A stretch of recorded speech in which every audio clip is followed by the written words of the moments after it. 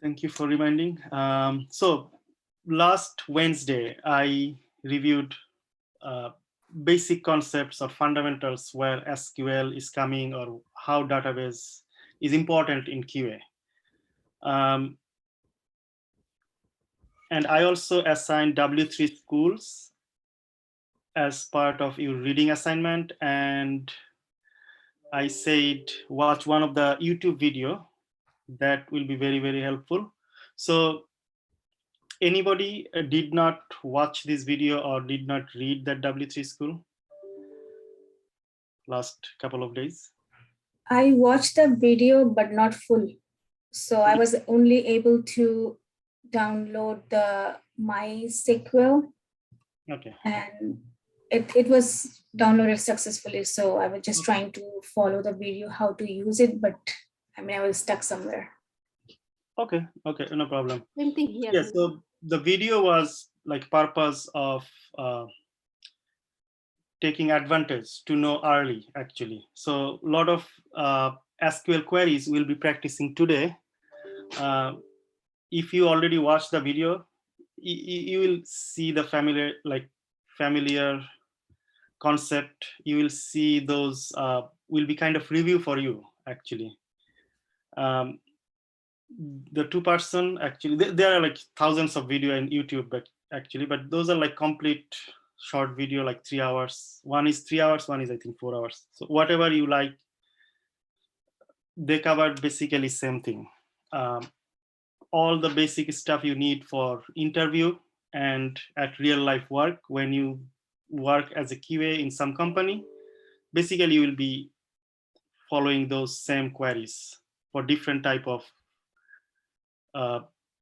SQL task. So, okay, so since most of you already know some stuff about SQL, I can just review a little bit about last class and maybe randomly ask few questions to few of you. Let's see if you still remember those or not. Let me check the participant, and from there I will just ask question randomly. Okay.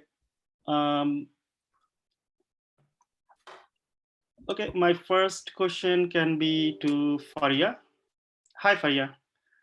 Can you tell me what is different type of database management system? Like, what is database management system? DBMS.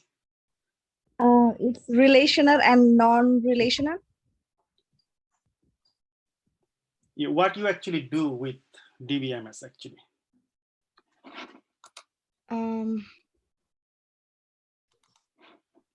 You basically collect data. If you read this document, so database management system is coming directly from the slide.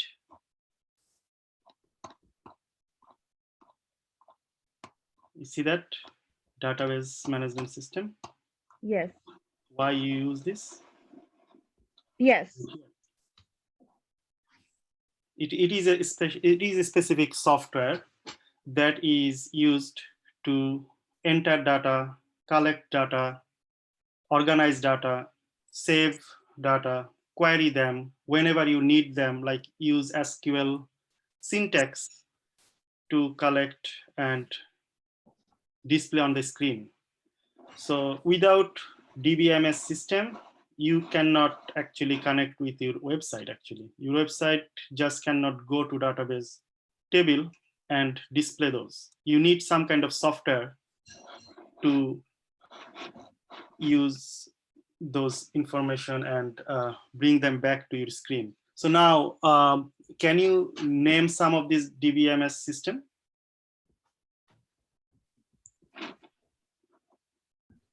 Not sure. Okay, so these are all of them DBMS system. You see that? Oracle, Ask MySQL, Microsoft SQL Server, MariaDB.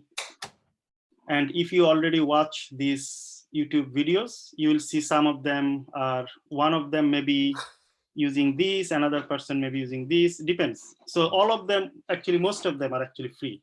So you can download somehow and start practicing. I was watching the W3 websites for a couple of the terms like update and deleted. Those seems very easy, but I haven't Yes. had a chance to download it, so I can do it in actual, I can do it on my own. I just watch the random videos. No problem. So download is not mandatory, but if you download and practice your own, you will understand more. Actually, you can practice, you can like create your own table and practice and see how it works. 99.9% time, QA will never create a table. QA will never create a database. Actually, this is a development job. DB, like database administration people, they are part of development team. They will actually create the table. So you will be actually working with those tables already created. Sometimes you have to just collect those data and match if those data is matching expected result or not. Sometimes you have to update some of this data. Sometimes you have to delete some of this data depending on your test scenarios. But Okay.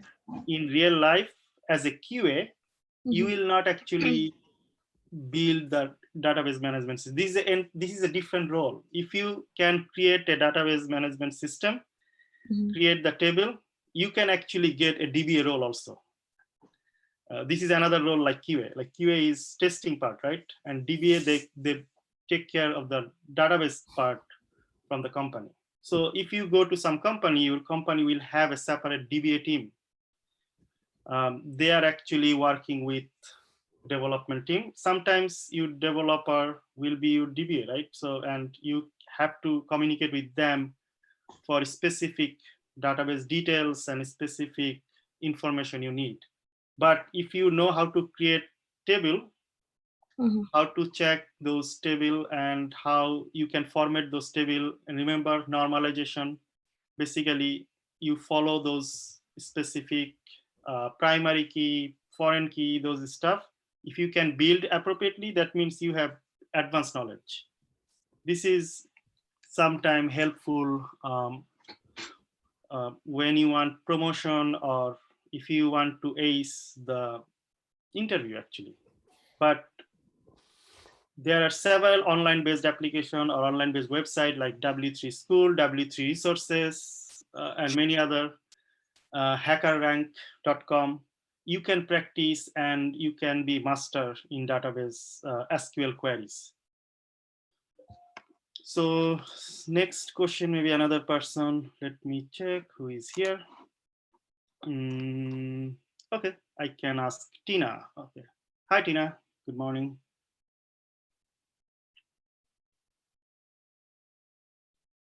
Hello. Hi, Tina. Can you hear me?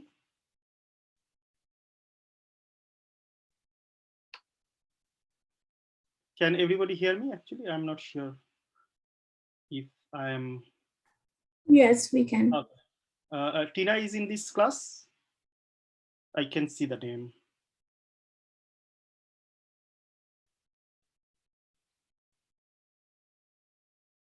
Okay, I think Tina joined and maybe not in front of the laptop. Okay, so next maybe Sultana. Hi, Sultana. Good morning.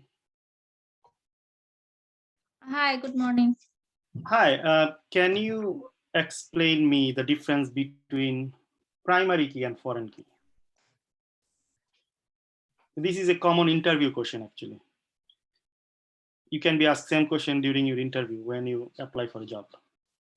I think primary key is a unique ID and you can access the data with that ID. And foreign key, I think it's related to primary key. Foreign key related to other table with primary key, right? Yes. So how foreign key is important?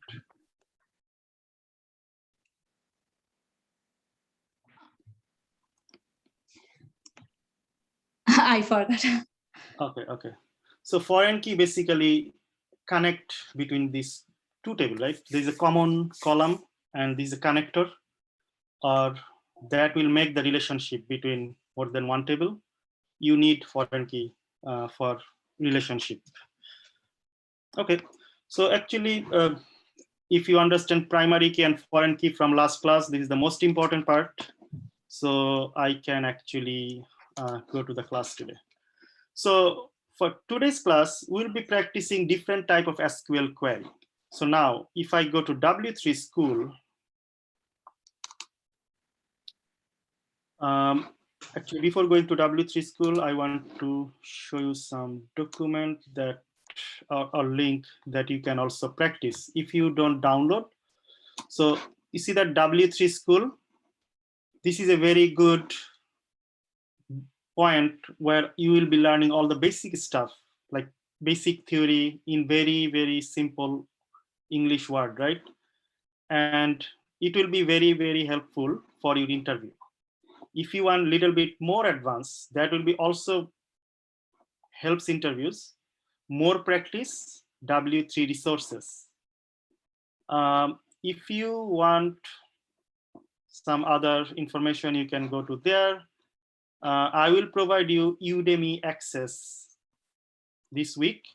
Everybody who is our registered student will be getting Udemy access. So you can go to Udemy also. In Udemy, you have a lot of other courses, including Selenium, WebDriver, Cucumber, TestNG, other thing also. HackerRank is another one. If you want to be a really expert in SQL or database testing, this is one that you can take a challenge, and you can, there is a lot of quizzes with challenges. So there is a step 1, 2, 3, 4. Step 1 is maybe less tough, then the difficulty will be increasing if you move on to next stage. So this is like a game, but this is like a coding game actually. So you can practice those quizzes and just move on to next challenge. If you have, I said, if you have additional time, you can do this, but your homework and other priorities will be your first that you can actually take care. Then you can move on there.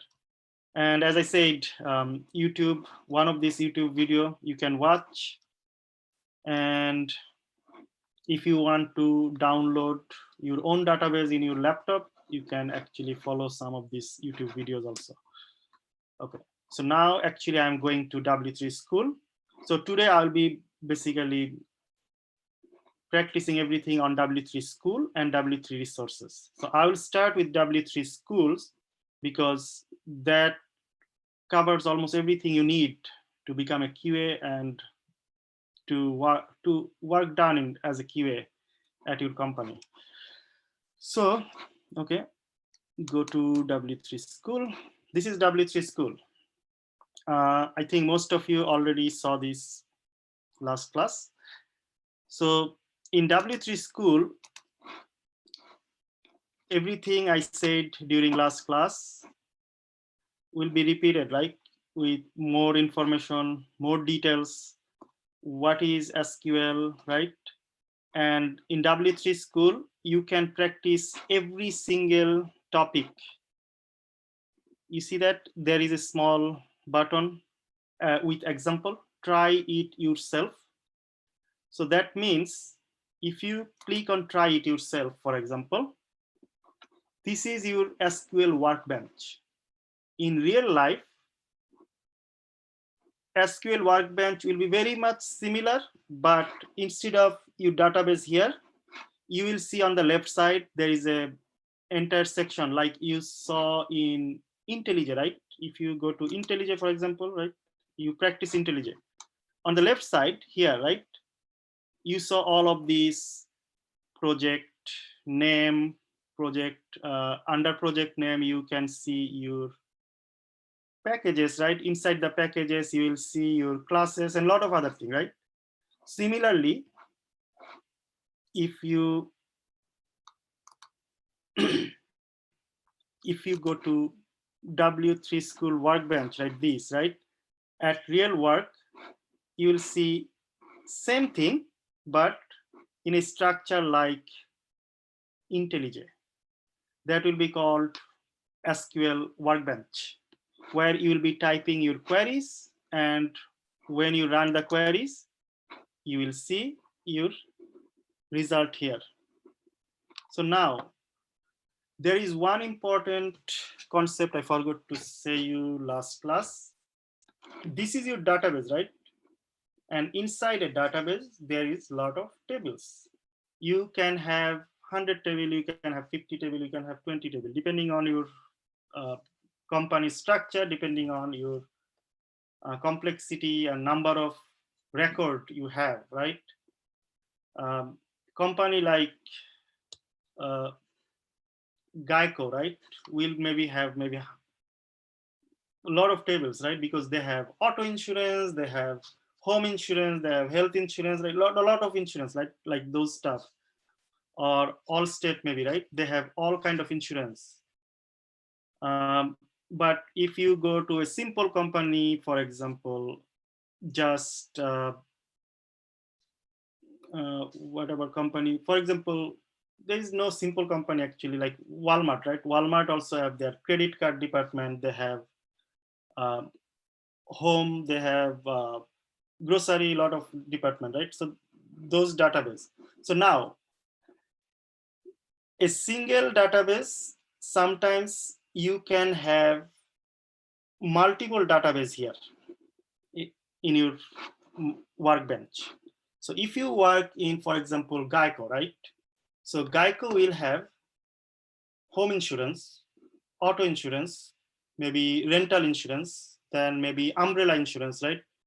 So each of these specific part of the company will be maybe displayed as a different database. So now the entire database will be actually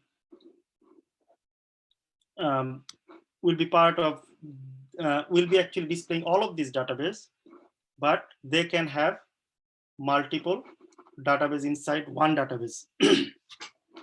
So they have sometimes have a specific name, and those name you will see here also. So all of these database queries, right? You have to know to access the information from those tables. So last class, we started select statement. So select statement, right? Select statement will be simple, right? Select column name from table name. This is the query or formula. So this formula actually will be modified, and all other, those are all the conditions. You see that where, and, null, like update, like wildcards, those are part of your condition. You will be adding different type of condition here, and the name will be changed here. Remember I said this is a simple, this is a parent form. This is a parent form of your SQL query for select statement. So if you go to this,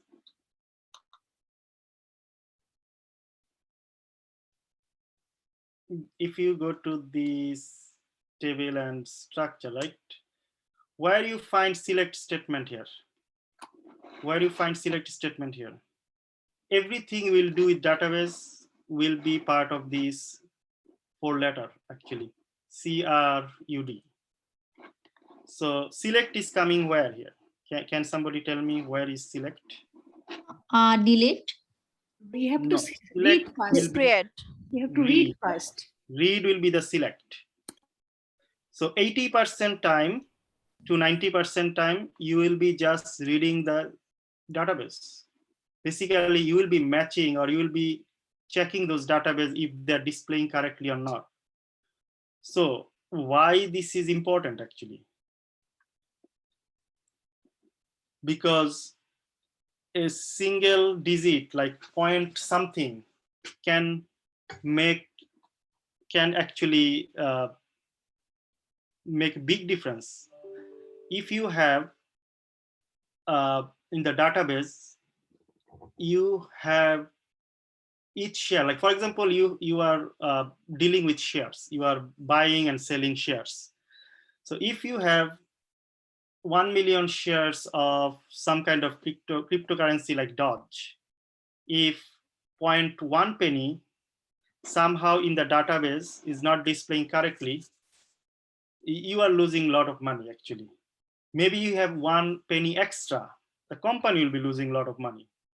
So every single penny in the database, like digit, like if you should have 1.11, it should be displaying like 1.11. It should not be displaying like 1.10.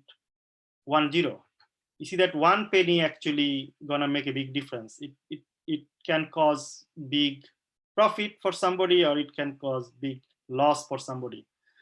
So database testing will be very, very crucial and important, especially if you are a financial domain actually, because they will be dealing with a lot of money and they will be dealing with sometimes penny actually. And end of the day, if there is like 2 million transaction, each penny will cost them a lot of money actually, right? So read will be one of the most popular task of you. So select means reading database from the backend table. So this is database. So you are writing select something means find this information for me. Select means find the information for me. So I want to check this. I want to read this information. And if you want to add any new information, that will be create. If you want to update any information from inside the database, it will be update, right? If you want to delete entirely, that will be delete. So select will be 80% to 90% time part of your SQL task as a QA. So during last class, I showed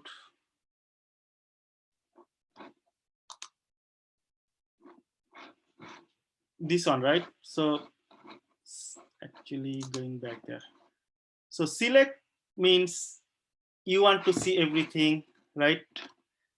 Select all, right? Select all. All means you are not selecting specific column. So if I run this query, you will see the result. You are not giving specific restriction that, okay, from the customer table, I want to see entire table information. All the 91 customer will be displaying here. So as you see, the next one will be distinct. So what is distinct mean?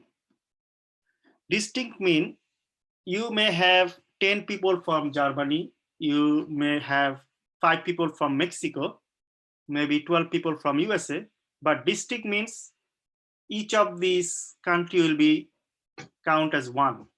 So how many countries there? That will be the distinct. Nothing duplicate. So without distinct, it may display all the duplicate stuff, right? But if you just try this, for example,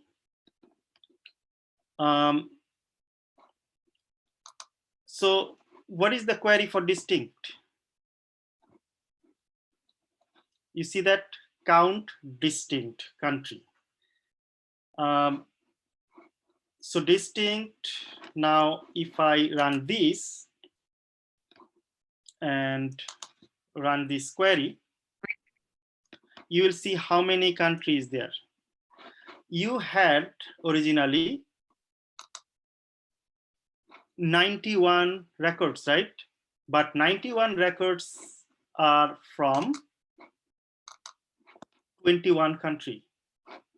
So distincts will be used when you want to know the number of unique country or unique information.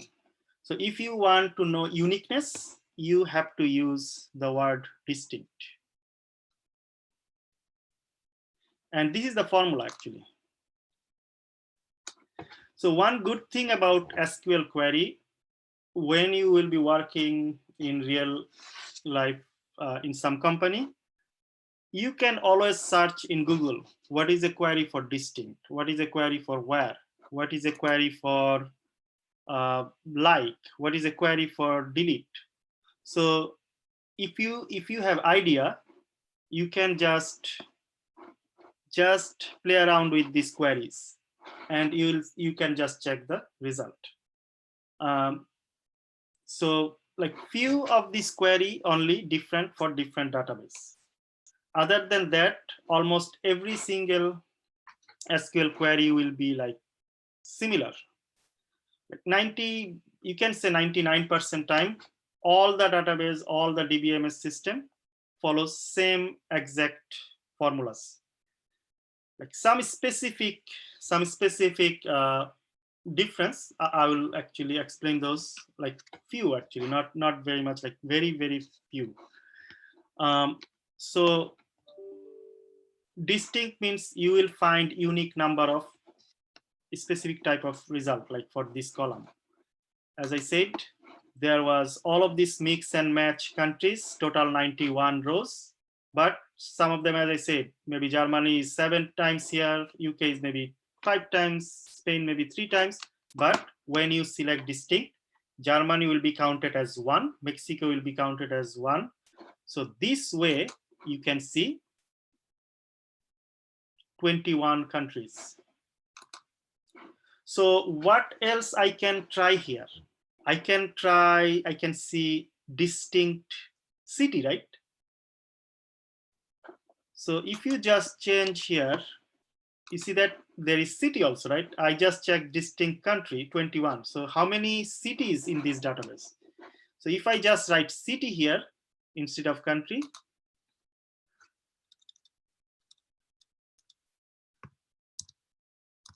so if I write city, this is the column name city, right? You will say select count, then parenthesis, distinct, this is the word. Another thing, if you write lowercase, it will be fine. So SQL query is not case sensitive when you use this statement. Only case sensitive, okay. For example, these are case sensitive. If you see Germany is uppercase, the value is case sensitive, but not the statement. Like distinct, select, count. If you write instead of uppercase, you can write lowercase, it will still work. So now city, right? The country was 21. How many cities there? 69 cities. There are a total of 69 cities here. So you see that those are, now same thing you can do, postal code, how many postal code, or you can say, so if I just type customer ID, how many customer ID will be there? Can somebody tell? 91. Why customer ID will be 91 actually? Because it says customer is 91 here in the database. Total row is 91. No, actually Yeah. the customer ID is the unique number, that's a 91. Yeah, this is the answer actually. Unique number or primary key, right? So primary key will be unique. So here you can clearly see customer ID is the primary key candidate. And this is the only ID you can see that cannot be duplicate. You can have same customer name with 20 people, right? Mohammed can be like 30 Mohammed here, right? There can be 20 Tom, but customer ID will be unique. So since I see there are 91 record, that means I am assuming this customer ID is the primary key, and that will be the number. See that? So primary key will be unique. So this is 91. So what is the next? So anybody has any confusion about the distinct? All of these are interview question. All of these. they can ask why you use where. They can ask what is distinct. They can ask what is order by. So during the interview, anything can be your interview question from this. But later we will show you that joining will be one of the biggest part of your interview question, because those are very straightforward, but joining, you are actually joining more than one table. So they want to know that you know how to join more than one table. And from last class, you already know is a big part of joining will be foreign key, right? Figuring out foreign key. If you know the foreign key, you can actually join more than one table. But we'll go there a little later. So now we already showed what is where, right? So basically in the where, you can write any of this column name and then give it. So if you want to check where, so here, right? So now I want to figure out how many people lives in London. So if I want to know how many people lives in London from this table, so you have to give city equal to London, right? So I don't want customer ID. I want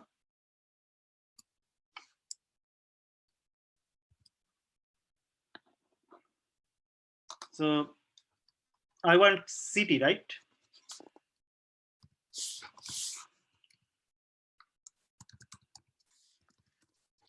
So now, will it work if I run this SQL query? London may be in the single quotation. Yes, so this is a string, right? This is not a number. Number will work, but not the letter or word. So single quotation, then it should work actually. You see that like 6 rows are related with London.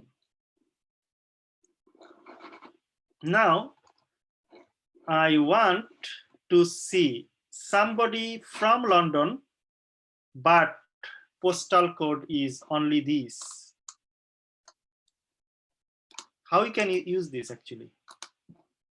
So I want somebody from London, but only postal code is this. So now you can go to, you see that and or not, this is the query. You see that whatever query you are using, end of the day, you are actually updating the select statement. So select statement is kind of parent statement. Now, all of these 20 different type of dependencies you are adding, or 20 types of condition you are adding, basically, even joining, right? Even when you do joining, you will be using select statement. So select, if you know the select statement, you are kind of just using everything, just different type of condition. Now for and, right, there is a and there is a or. So what is the difference between and? You see that this is the interview question. What is the difference between and or?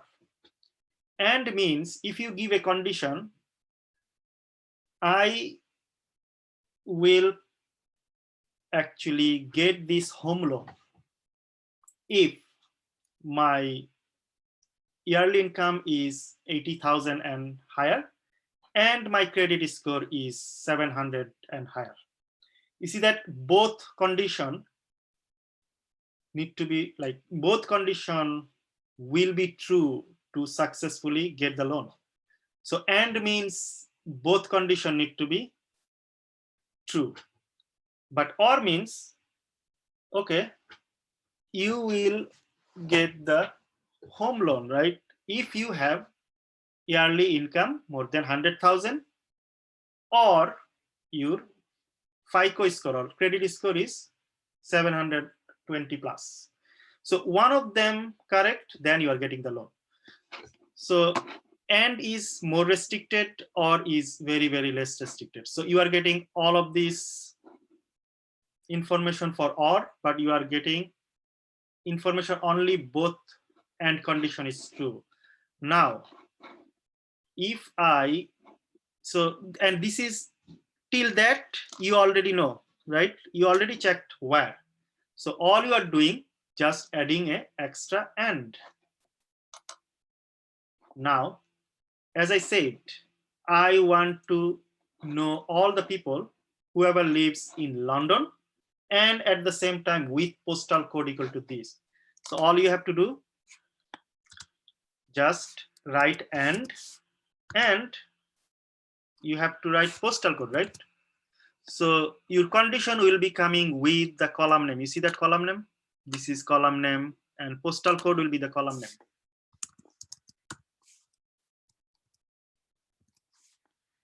So this is Sorry, postal I code. have a question.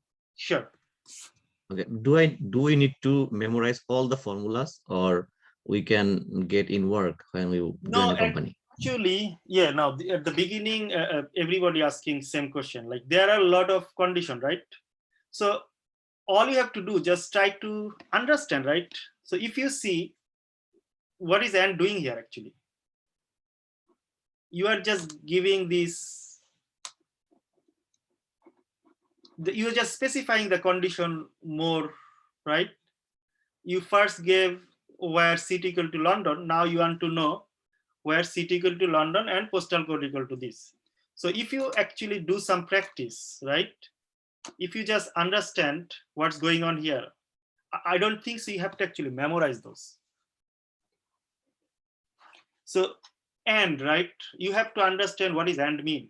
You have to understand what is or mean. So now if I run this, what I supposed to see? Not 6, right? It will be maybe 1 or 2. Because your number of people are going to be down here, right? It's only 1 people actually lives in London and this postal code. Now,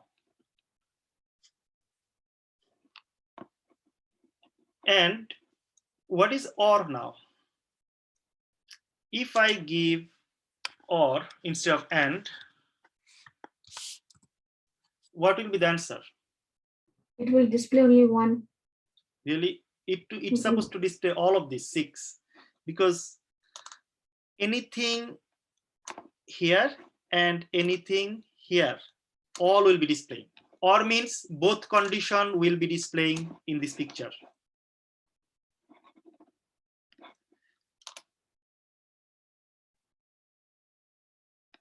Or means one of them true, just display. And means both has to be true. So this is actually the reasoning, right?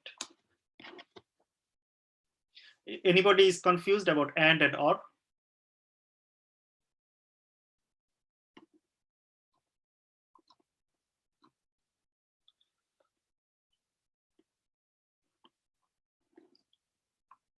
You are just giving the condition. From this database, I want to see people who lives in London and also who lives in some specific postal code, right? If that 2 matches, just display this person. And in or, display anybody lives in London plus display anybody lives in this postal code. If you see or example here,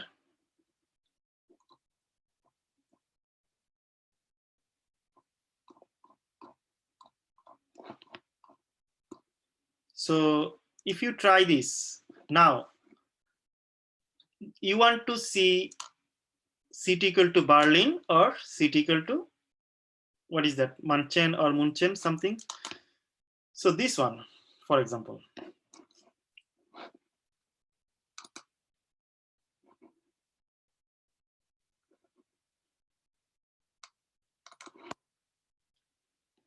so if I run this, I supposed to see everybody from this city and everybody from this city. Now, if I just type instead of or, if I type and, what I supposed to see? Can somebody answer? Only one statement, if it is true, they can show the message for. I'm not supposed to see anything. Yeah. Oh, Because for and, both statement has to be true. Both statement.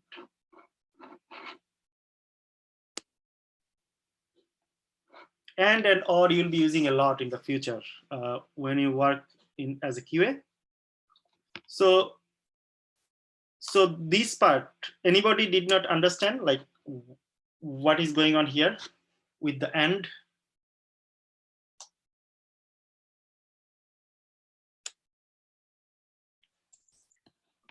Give us more example. Okay, so now, okay, so if you, so this is the entire database, right? So I want to see people from, okay, I want to see people from Mexico, this city.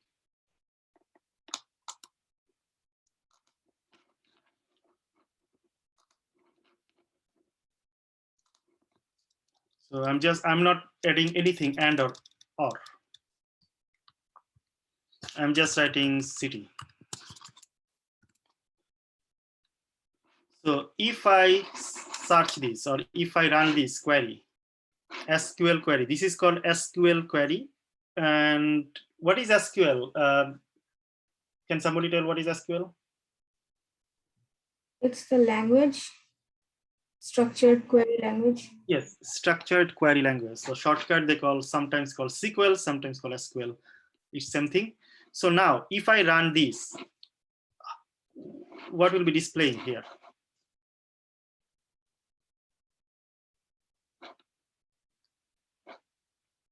I think everyone from Mexico will display. I think so. No, Mexico and D.F. only this thing. There is maybe another Mexico. So whoever is answering, right? Let me check. Who is answering actually? Can you give me the name? Sarwat. Sarwat. Okay. So if I run this query in the result screen, what rows are you supposed to see? Country. I'm not seeing anything country. I'm just searching with the city. Or city. So on your result screen, what type of information you're supposed to see? We will see the city, right? The Mexico City. Mexico. Yeah. No, actually, probably you did not understand the concept. So we are actually seeing all the customers here. Who has city, Mexico, DF? Any customers in these 91 people, any of them from 91 with this city will be displaying only. You understand the concept? This is the where concept. You are just giving a condition. Show me all the customers with city equal to Mexico City or Mexico DF.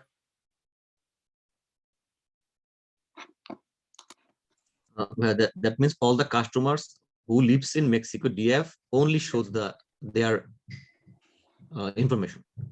Yes, right? So this is correct statement. There is no maybe or there is no confusion. So where is the condition? You are giving specific details here that, okay, I want to see only people who lives in this city. If you run this, you will see only people with this. You see that 5 people lives in out of 91. Only people who lives in this city. You are giving this city. Now, if I say I want to see all the people who lives in Mexico City and also who lives in London.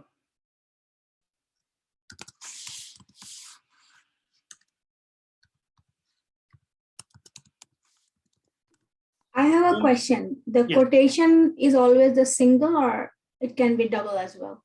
No, it is a single quotation. In SQL, quotation will be single quotation. In Java, you will see you have to give double quotation. It's a Java programming language. So SQL, you have to give a single quotation.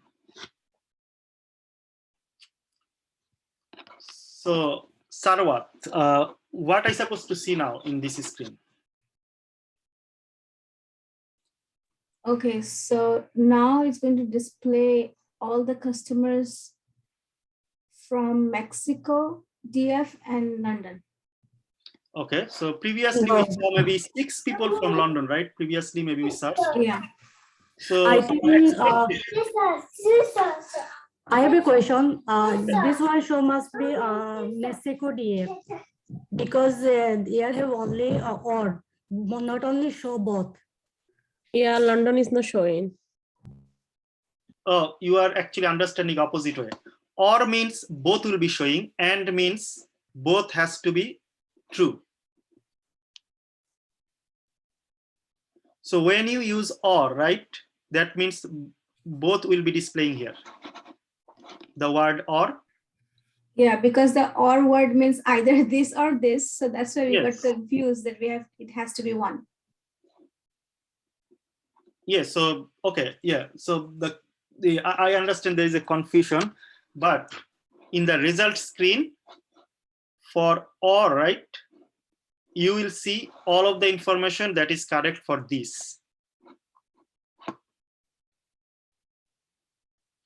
So you have to think about this as a one Okay. condition. Okay, I have a question here. Yes. Like if we want to see more than 1, 2, 3, 4, 5 cities, then we can use or, right? Yes, but if you use more than 2 cities, there is another SQL query you will be using, because maybe you are using 20 different cities, right?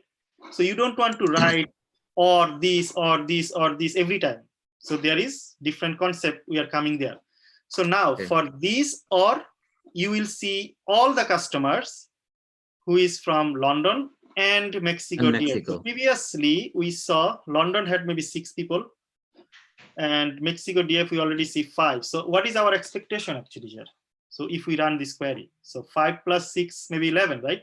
Yes. This is one of the test case. For example, you want to know that, okay, after running this query, it should be displaying 11. If it is less than 11 or more than 11, that means something is wrong. You see that? So you just added to your online account $5,000. So now you had $500 previously. So now you added $5,000. So what's supposed to be your result? 5,500, right? So when you run your account balance, if it should be displaying 5,500 here, right? Not like 4,000 or 6,000. So if there is 6,000, that means your bank is losing money. If there is 4,000, that means you are losing money, right? So that's the problem. So sometimes you have to check whatever in the backend table displaying and what is in the web screen.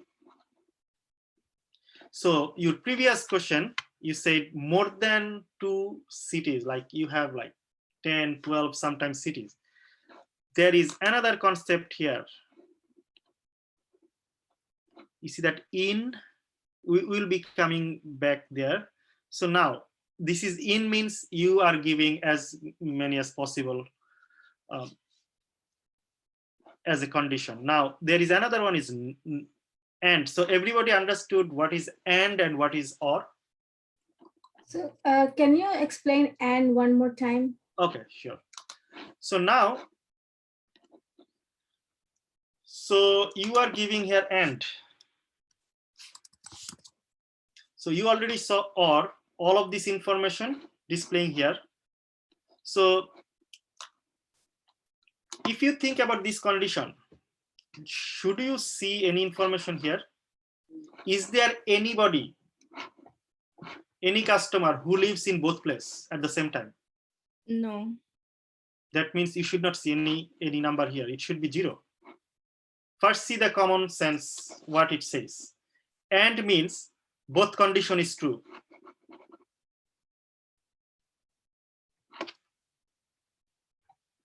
So now if I run this, I should see 0 actually. No result.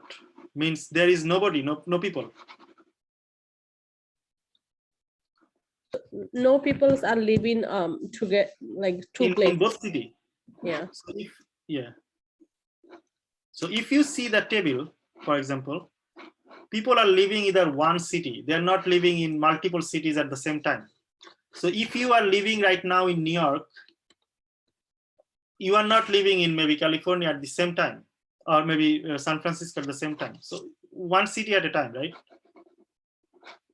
According to database. You may visit randomly, but according to your database, it is showing, okay, this person is living in Berlin. So this person is not living in any other place.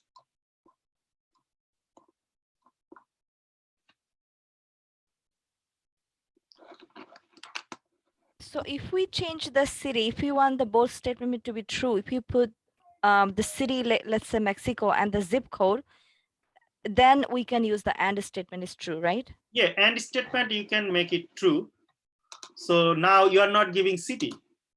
Correct. You are giving maybe country. Okay. So if I write country, right? Country, where is country? Yeah, this is a country. So if I run this, how many record I supposed to see? All the people. I should not see anything because there is no country name is London. Yeah. You should have a country, right? First with this city. But now if I just say Mexico,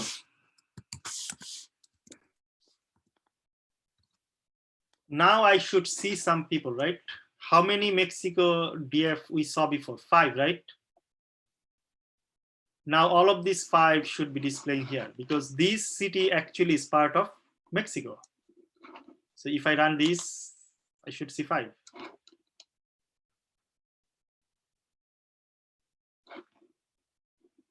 So Yeah, I have we it use for you. and Formula.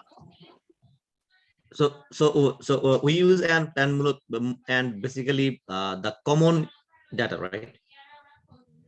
Not Yeah, different data. yeah, When we if use you know different formula. data, we can use or. It depends on what Like you for want common to see on the screen. It depends on what you want to see on the screen.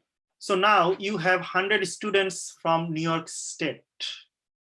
Now you want to see only who lives in Astoria. So what's going to happen? You will be giving state equal to New York State and city equal to Astoria.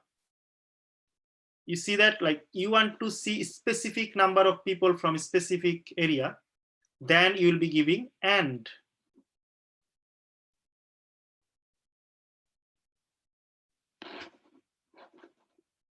So you understand the concept when you use and? This is a very important concept. If you are confused, you have to understand this. When you use and, when you use or.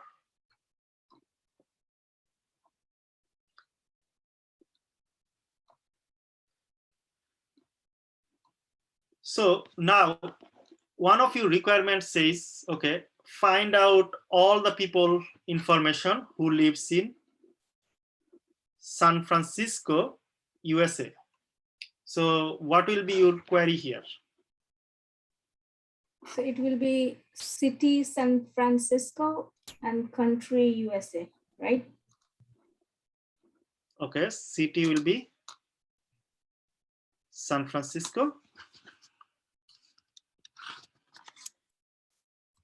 right? Okay, this is correct. And what will be the country? USA. So was it regional? What's that? No, the previous student who was asking, Yes. Or is one? it is regional? Yes. Okay, so do you see here what she just said? Yes. City San Francisco and country USA, because it's similar. Like San Francisco is in the USA. That's why Yeah. we use and. Okay, yes. So you want to Yeah. a smaller portion of people for a specific location. Now, if you don't give this part, you will see all of this USA. Now, I want to say, okay, I can give state equal to California also, right? If there is another column for state. Yes. So when you select and or and if you are expecting some number of people, that means, okay, so one of these will be part of another column, right? So city, San Francisco is part of USA. So you don't want to see all the people from USA, you want to just see the people from San Francisco. There is only one people in this 91 out of 91 who lives in San Francisco, USA.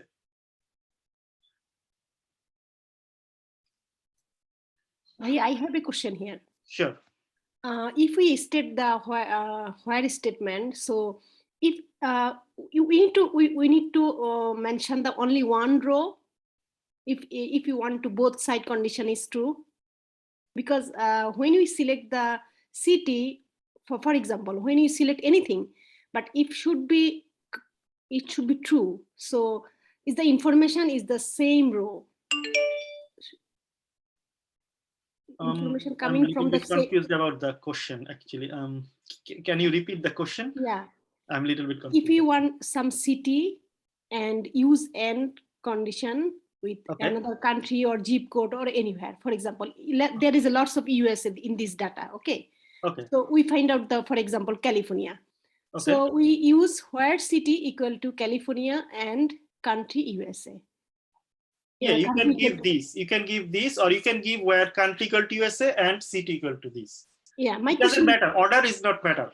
Yeah, but yeah, my question is that we want that information, but when we saw the result, is everything is the same row.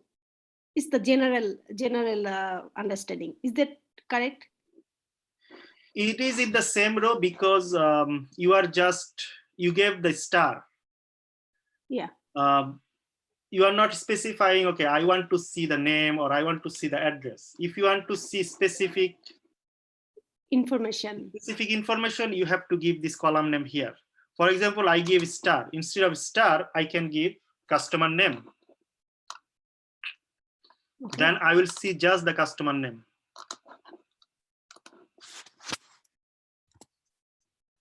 So if I run this query now, I will not see anything, just the customer name.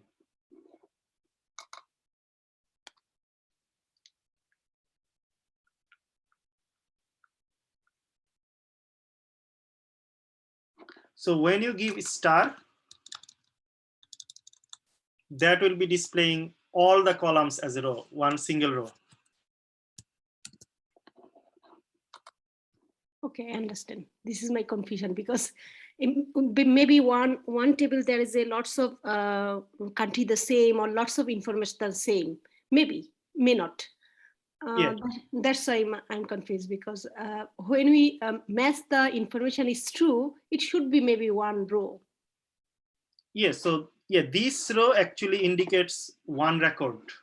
Yes. So anything related to this customer ID will be this row. But whenever we try to find out is not the same attribute, the different attribute, but the row is the same always, maybe. Yes, yes. Thank you. Row will be same. Any other confusion about and or? So one thing you have to just understand, you will when you use and, that means both the condition need to be true. And if you use and, one of them will be true. So now if I use just and instead of and, just or, I will see all the people from San Francisco. That means is 1 plus any other people from USA. Maybe, I don't know, 5, 6, whatever. 13. So total 13 people. So only one person from San Francisco and rest of this from USA, because you just said or. Display all of these people. Or means display all of them. That is part of this condition. And means display only if both of them are true. Both of them are true. So there is another one is not. If you see and, or, and not. So what is not? So now I see total 13 people. Total 13 people are from USA, right? 13. Now, when you say not, there is just the word not you have to write. You see that just before country, you have to just type not. So what does that mean here actually? If I just type not, so what is my expectation here now? Can somebody tell what is the expectation here? Other than USA, all the people will show up. So 91 minus 13, what is that? Like 78 maybe? So your expectation will be 78 here. If this is, you see 78, that means this application is working correctly. If there is no 78, that means there is a defect or issue, there is a problem. See that 78? That means you want to see all the people except USA. You don't want to see anybody from USA here. So this is just a simple not.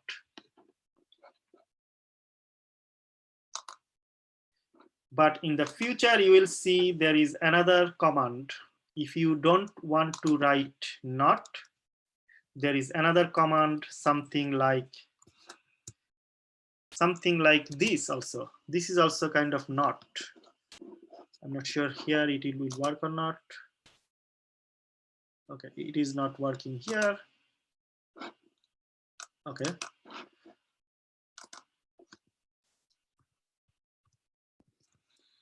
This is, oh, actually I gave this in the middle.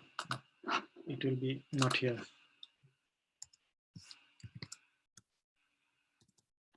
If you type this, okay, it is also actually working. So you see that instead of not, I did not write not here.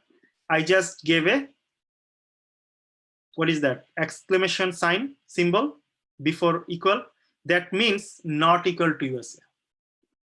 So at your work, it depends. You can use any of this.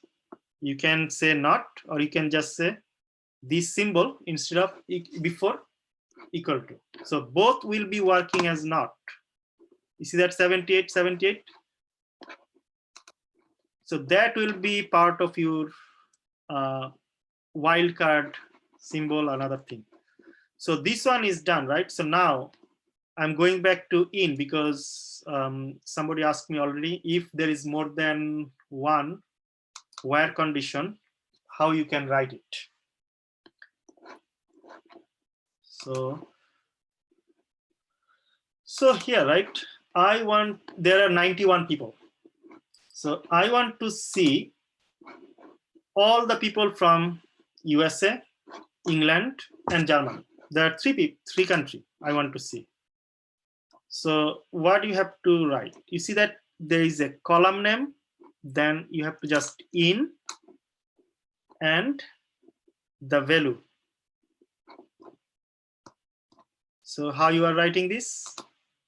Here, this is the example that I just said. So now you are not giving or. Remember, in is replacing now or. Before you said country equal to Germany or country equal to France or country equal to UK. Instead of writing all these three separate or statement, you are just giving one simple statement. So you just said country and then in and then all the country names you are giving here. You can give 3, 4, 5 more country name here also. So now there is comma separated, right? There is a comma, one country, comma, one country, comma, one country. Now, if I run this, I see 29 total rows out of 91. Out of 91, 29. So now if I add USA here, what's gonna happen? So what would be the number here if I just added USA? Increase the row number. How many? Like there was 13 for USA, right? So 13 plus 29 is 42. So my expectation is 42. You see? So this is in statement in SQL query. So we use or when it is only like when we are displaying 2 countries, but if it is multiple, like more than 2 or 3, we can use the in. Am I right? No, you can use both. Oh, okay. For example, I can use in with one country only. So if I just say instead of where country equal to USA, I can just say country in USA. I will see 13.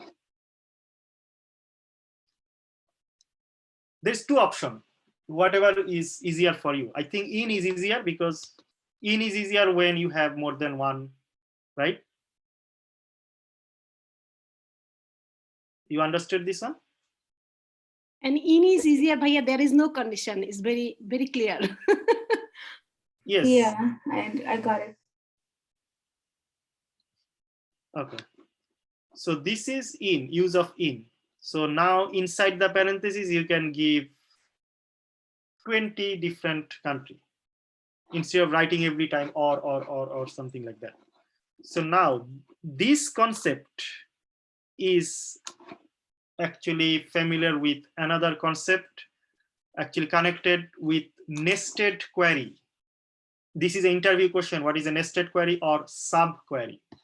Subquery will be your interview question. Definitely there is at least one. If there is a SQL interview question, subquery will be one of the interview question. That is part of your, you see that here?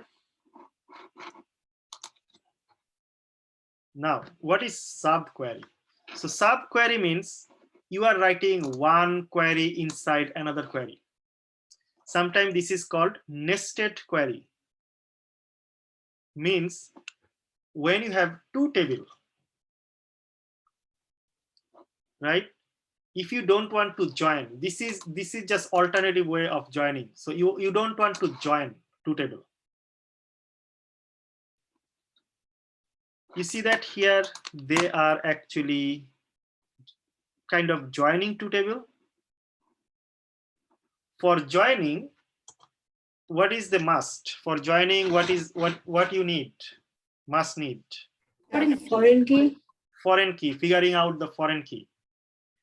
So if you think, okay, you cannot figure out the foreign key now, but you see you are kind of using foreign key indirectly. You see that in the country, right? You know something is common between these 2. You see that this country is a common column. So for subquery, you will be using a common column. So we saw customer, and now we see suppliers. Here they're using suppliers, right? Yeah.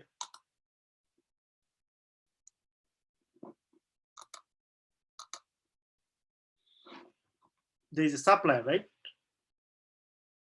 So supplier has a country also, right? So this is, looks like this is a common column.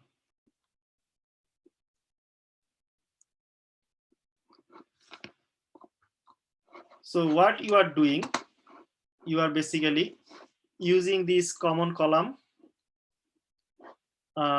inside the, okay, here. Actually, it gone. So I was just showing you nested query or subquery.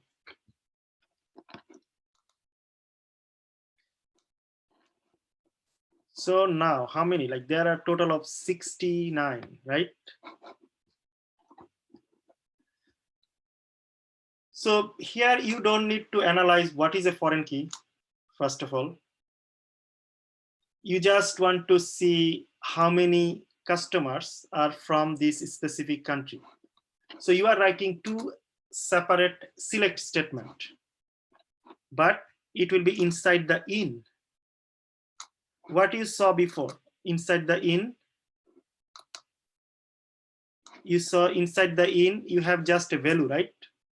Just some kind of value from this column. Now, instead of value, you are giving another select statement. That will be indirectly a value. So now if I say select country, where is country equal to USA?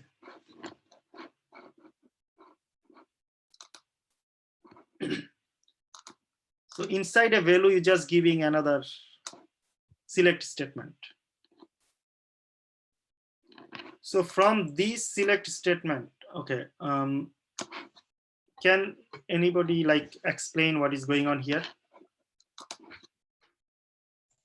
Can you explain me? Rajan, can you explain me what is there? Okay. Is this okay?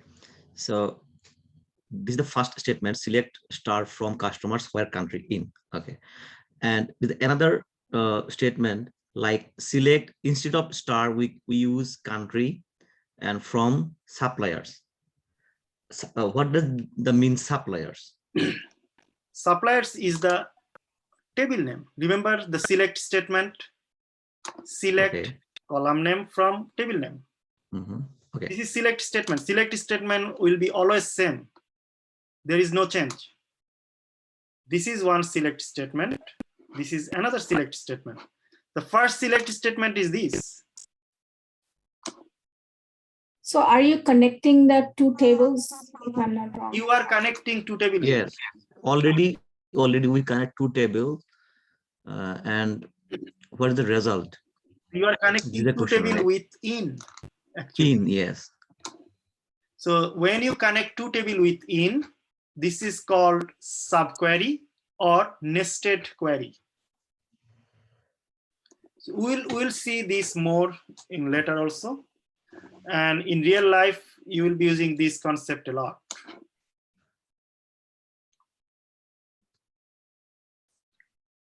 So if you run this, what is the result? This is the result. This one. Yeah. Okay. So you are checking customers. What is the common? Yeah. What is the common issue here? So you will just figure out any country. Show any country from the customers, means all the customers from the customer table where supplier table has those countries. You see that? So the thing is, so we just connect the country, the table, right? Yes. So the connector is the common connector is a country, right? Country. But yeah. But those countries coming from this statement, you are not saying I'm giving this country. Before you gave a country name, right? Before you gave country USA or London or anything here, but you are not giving a country directly here. You are just giving a second select statement. So the country name will be coming from this select statement. Okay, so the country name, the customers table, and the country name, the suppliers table, both are same. Both are same. Both are in the statement. Both may not be same, but Yeah, the country both are in the statement. will be coming from the supplier table. So you are saying, show me all the customers whose customer country equal to that country is coming from supplier table. So you are saying this customer Suppliers, country yeah. name will be coming from the Yeah. supplier table. So instead of giving a country name specifically, you are saying use all of this country from supplier table.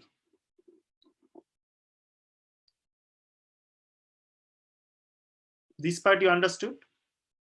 Bhaiya, can you please repeat it one more time?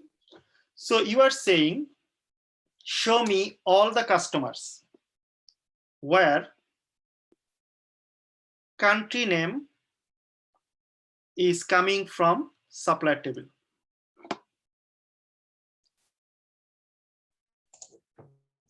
I think the customers is a table and suppliers is another table. Yes. We connect both table through country. The common issue is country from the both table. Yes. It- So it country is is the not common like- one. It is not like that who is country has a supplier is coming. Yes. So you are basically selecting all the country here, right? Select country from supplier. So supplier table is giving a list of country here, right? So for example, if supplier table has country, like 10 different country, so you are writing 10 different country here, right? Instead of giving those country names separately, you are just giving the query. So you are not doing two separate query and then giving the country name here. So you are basically doing two tasks in one statement. So what was your first task? First task, figure out all the country here from the supplier table, right? So here, your first task will be inside the in. So you figuring out all the country name from the supplier table. So this part you understood, select country from suppliers. This one you understood?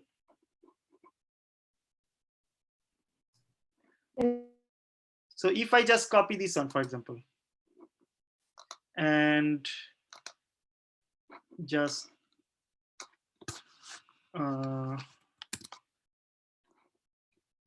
so if I run this,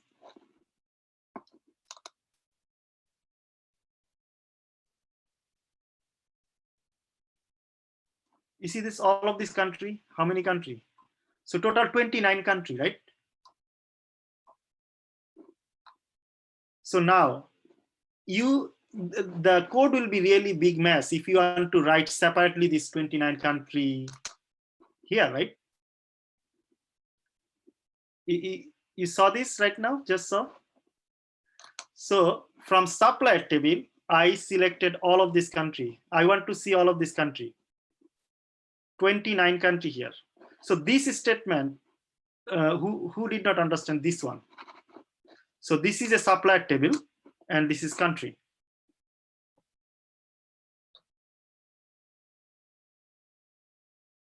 Sarwat, you understood this part? Yes, yes, I did. Anybody So did not understand this part actually? So this is basically showing all the countries from the suppliers table, right?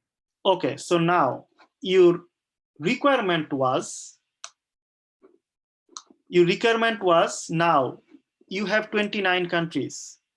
Find all of the customers from these 29 countries. You understood the question now? So all customers from the suppliers country, right? So now don't think about supplier now, for example. So you have 29 country here, right? From the supplier table. Yeah. This query gave you 29 country. So your next question will be, you have this 29 country. Now you will get all the customer details from this 29 country. Okay. You understand the question? Yes, customer from these countries, the table. Customers from this country. So now these two tasks you are combining here. Oh, okay. Just see, just carefully see that two tasks I just combined here. So I said find all the customers from supplier countries that matches with supplier countries. So you saw before that supplier has 29 country and this country list is here, right? So by doing this 29 country will be replacing here. You don't have to write. This query will be replacing this. You just have to just replace this query. And that's why this is called a sub query or nested query. So this is one of the interview question. What is sub query or what is nested query? It's very, very common interview question. Bhaiya, Yes. yeah, I have a question. Yes. My understanding is that the matches with the other table, the information, one table from another table. Yes. One table to another table. Is that correct? So Matches, that one will be doing in joining. So right now we are doing subquery. Okay, so we are not doing joining directly. We are just doing the subquery. Just query, but it should be matches.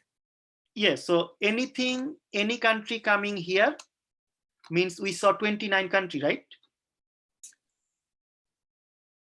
Yes. So this 29 country will be used for this query. Okay. So this is a big concept actually. So you have to, this is like a math. So you have to understand this one.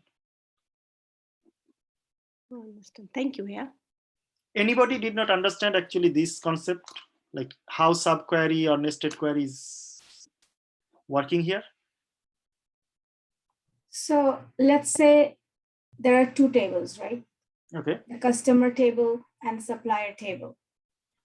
Now, we just found out the country from the suppliers table. Okay. So does this list matches with the country from the customers table, or it's completely different? List will be matching. For example, if you find, for example, I'm changing it a little bit. I'm giving you where inside the subquery, I'm giving another where condition. Okay. So inside the subquery, I'm giving, for example, Germany. Okay. Okay.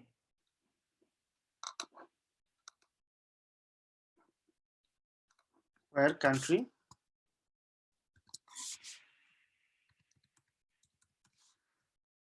Equal to Germany.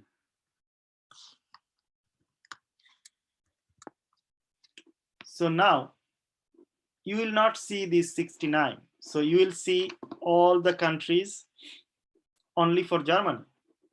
You see that even subquery, you can give a specific country.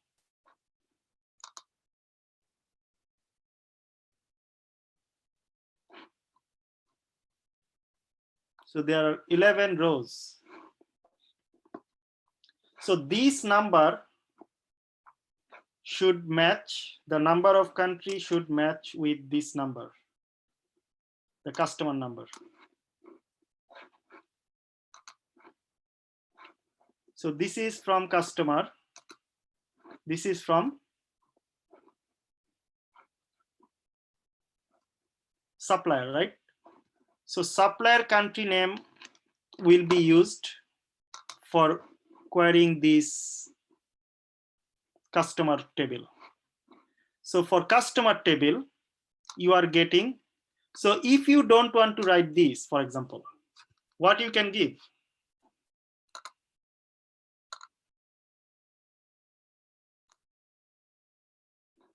So if I don't write this, what I can give here? Instead of just giving this subquery.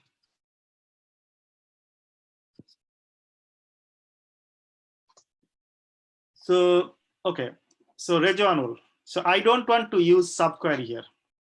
I want to use just simple query. What I gonna write here? No need to write subquery.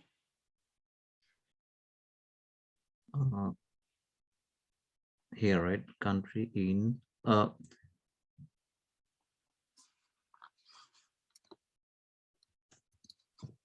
You'll be just write Germany. Yeah, country in Germany. Yes. This one and this one exactly same.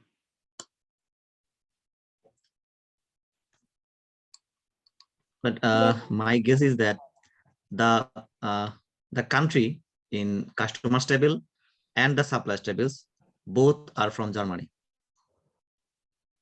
Both Am I value correct? is Germany. Yes. Yeah, both value is Germany. Yes. Okay, Any- if I anybody- write like some different way, like not country, if I write where city Same thing. Yes. in select So instead of city, yeah, yeah. country we can use city. But one thing you have to understand, your supplier table has city or not actually. Yeah. If you want to use supplier city, but first you have to check if city has like this is a supplier, this is a customer. Okay. So this is a supplier, right? So if I go to supplier now, they have city also. So same thing, you can use city also, right? You see that there is a Berlin also, right? Yes. So now this Berlin, I can use for, this one has also Berlin. You can use city also. Instead of country, I am writing city. So now instead of country here, you have to write same thing, city, right?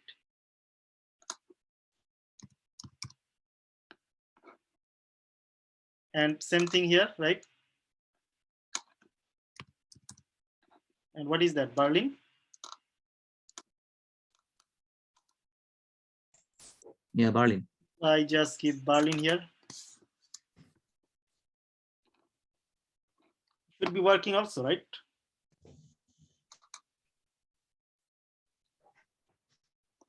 One person from Berlin. Same thing if I just type here.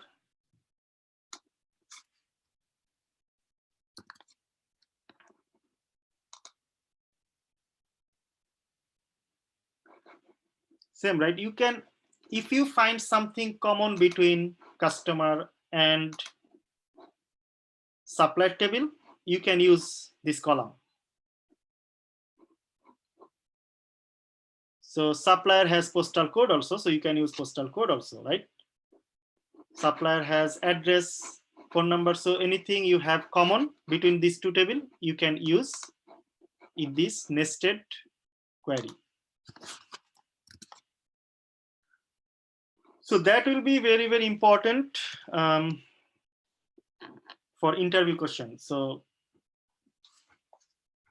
nested query or subquery, this is the same name. Somebody will be asking what is subquery, somebody will be asking what is nested query.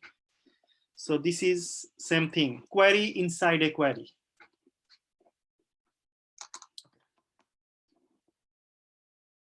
So now we went to distinct, to where and or order by. This is another important concept.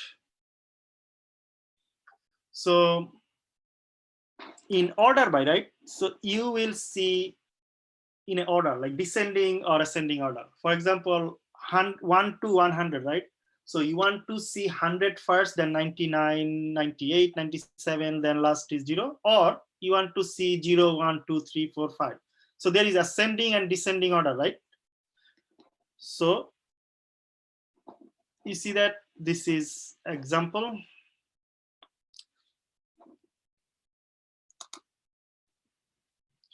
So there are two types of order. One is ascending order and another is descending order.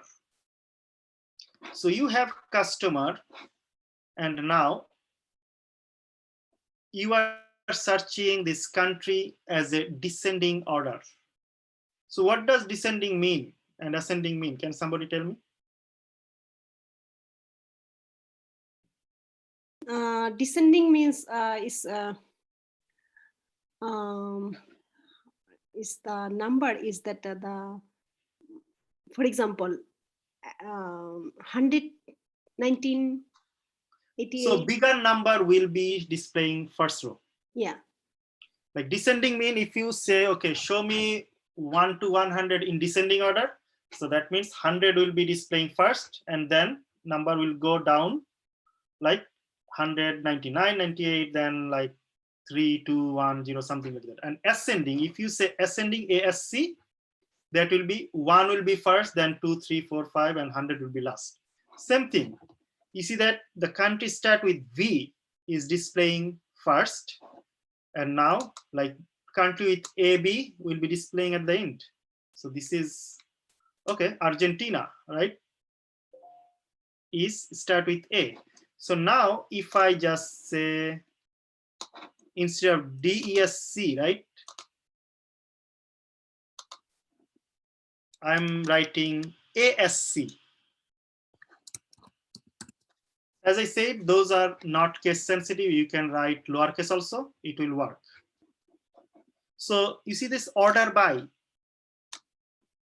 Before we saw where, right? Where, and now I see order by.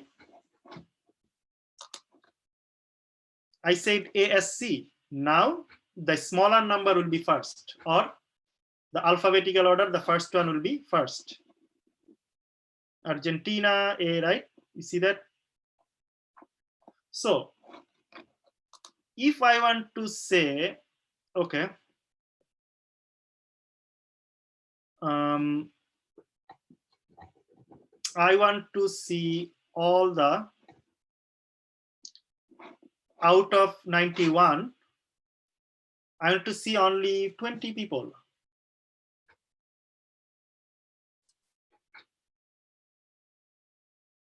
So how you can write only 20 people? Just you want to see, instead of 91, you want to see 20 people.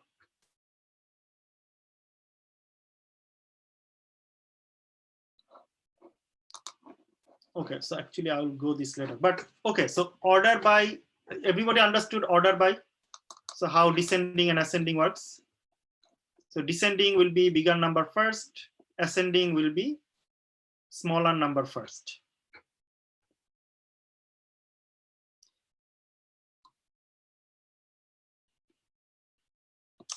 This is another one.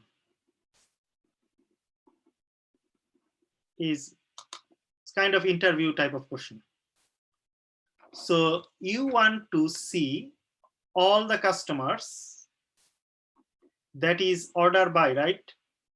Country ascending, but customer name is descending. There is two conditions together, right? How it is working. So you are seeing country ascending means lowercase, right? Dollar is first. I mean, so first it is checking the country with like A, B, C, those things first, right? So Argentina is coming as this. And now inside the Argentina, there is maybe 5 people or 2 people or 3 people, but those name will be descending order. So name Sergio. Why? So what is that? Customer name It's not working. R and O. because it's descending, is from back. So there are total of 3 Argentina, right? So now if I want to see this person first instead of this, what I have to write down here? Customer name ascending. Yes.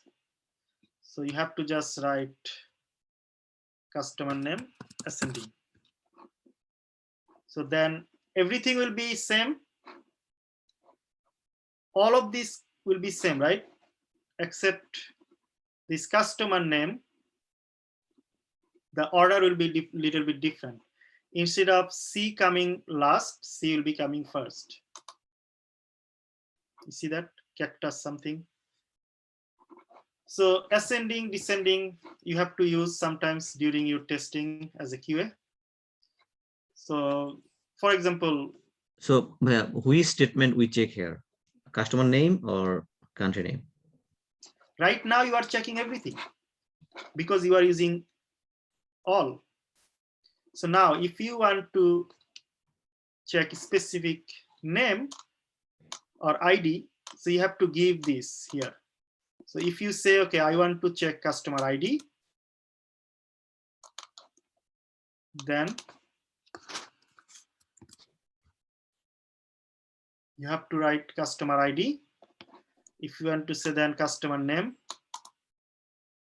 So right now you are checking everything because you are not giving a specific. So now if I run this now, and also I want to maybe check country, right? So if I run this, we will see just three columns. So your column will be decided whatever you give here. If you give one column name, it will be displaying one. If you give star means all, or you can give like 2, 3 column, whatever your screen displays.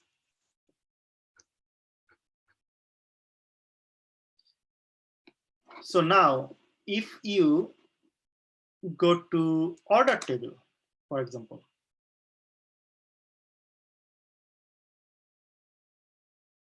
so this is an order table, right? And this is another one is product table.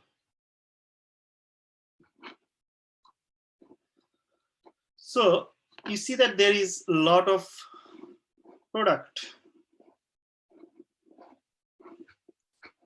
So there is a question for interview. You have a product table now. Figure out what is the maximum price of the product in this table and what is the minimum price of the product of this table and what is the average price of this product price, average product price in this table. So this is also here. This is also very, very common. You see that minimum, maximum, average, sum.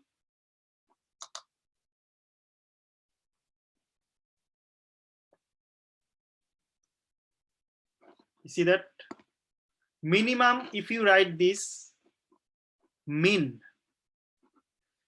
this is a query, right?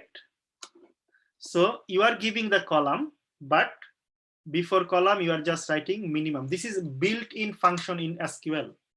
This is called built-in function. So you don't have to calculate anything. All you have to do, just give min, max, count, average, sum, something like that. So now if you just go there,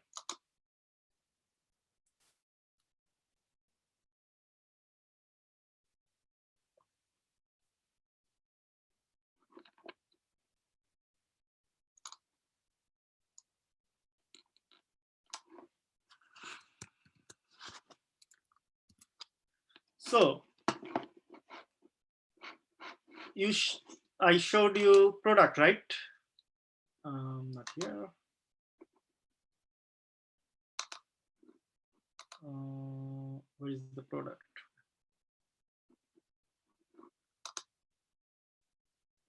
Okay, so the product table I showed you, there is maximum number of maximum price, minimum price. And now I am asking figure out the maximum or minimum. So min means in the product table, you have to figure out which one is the minimum price. $2.50. This is the minimum. So if you want to see the max, all you have to do max. See that here, mean, max, count, average, sum. So I said max. So the product of the minimum price, $2.50. What is the maximum now? $263.50. Now I want to say, what is the average? Just type AV what it says here. See, AVG, sum, right? So if I just type AVG, so you will see something like maybe $20, $30. So average price, $28, right? So there are a total of maybe 100 product, and some of them 200, some of them 30, some of them 5, but average price is $28.86 or 87 cents actually. So now what about you have all of this product and now you want to add them? How much is, if somebody buy all the product from this list, how much will be that? Just sum, right? SUM. Sum means addition, right? Sum all of this product.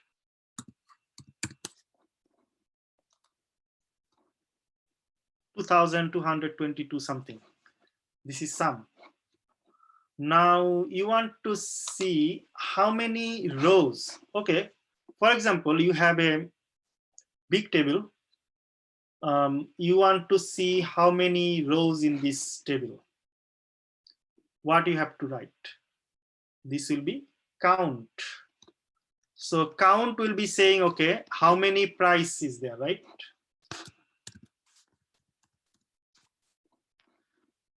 You can see here, right? We saw minimum, we saw maximum, and now we saw average, we saw sum, and there is another one is count. Average, count, you see that?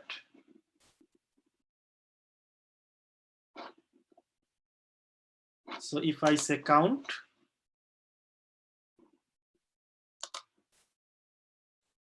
total 77 prices. So if I say count customer ID,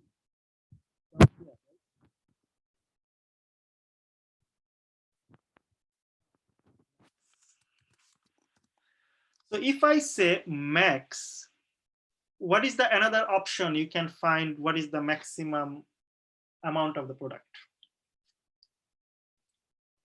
Instead of writing max, if you don't have max option, what is another? Highest price. No, you can see, remember you saw order by? Oh, products ascending. Yes, okay. So, Yeah. so if I Let's say select order by, price. Select So- price. select price, now From products ascending. order by, Order by descending. descending, but remember we saw another one. When you write order by, right, you always have to give the column also, column name. Yes, yes. So column name is price, right? Yes.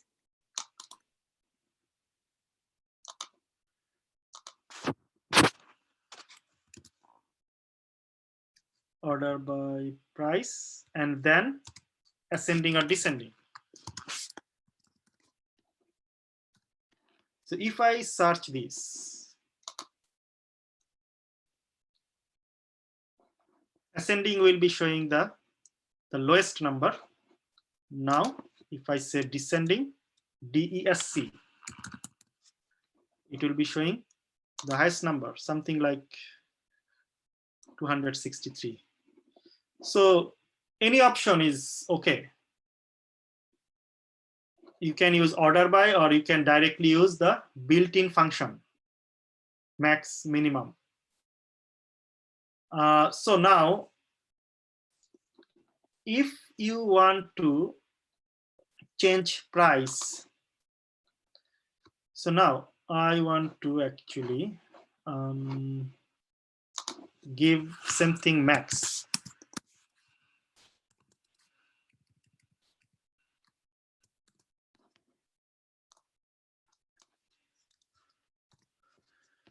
So it will give you maximum price, right? So I want to change this name here. If you want to change the name, this is also part of alias. This one. Anytime you want to change name of some column. So you want to create a report. So alias will be column name or table name. So basically you want to change this name, price to, I want to change maximum price, for example, as. So the original name of this column is price. So I want to just say maximum price. So whenever you just say as max price, your column name will be changed. You see that? Max price. So if I just type anything, it doesn't matter what you type. If I just type my name, it will be displaying as my name. So this is just a concept. You're probably not going to be asked during the interview, but sometimes for reporting purpose, you may or may not be changed these names. So this is built-in functions. I think we need to maybe take break, right? 12:51. I think take maybe 20 minutes break and then come back. Give us 30 minutes. Okay, well, Okay. so Okay, take 30 minutes break then. And so if can I say anyone has something? any question, you can ask. But Yeah. I think take 30 minutes break. Okay. So I think SQL is very interesting method, right? You can you can just decorate the table in every single possible way. Yes, so it depends how you want actually. Like Yeah, same query you can that means use the maybe function. in, another one maybe where. So but Yeah, whatever the easiest or fastest way for you and makes that means code structure, you that can means use the function is built. The SQL the function is the table function is built like SQL method. This method is very interesting because you can check the table in every single possible way, right? Yeah, there is too many options for you actually. There's too many, and everything is in the option, the table structure. Yes. So right? backend testing will be very, very important. So SQL will be very, very important because anywhere you go, as I said, right, you are the data is displaying on the screen here, right? But you, as a QA, you have to make sure if those data are correct or not. So you have to go to those table and make sure if this information is correct or not. So from Jewel-wise homework, right, from last week, what was the homework? Insurance, demo insurance, something, right? Yeah, demo insurance. So demoinsurance.com or something like that, maybe. Which one is that? Not this one. Maybe. Insurance demo, or what was the website actually? The insurance. Website demo or something. What is the website name? Okay, insurance website demo.com. Oh, okay. Okay, insurance website demo. This one. In automation, I have some confusion about assertion. So, yeah, right. So here also you are actually doing some kind of database testing. For example, you give some name here, right? So I'm just giving some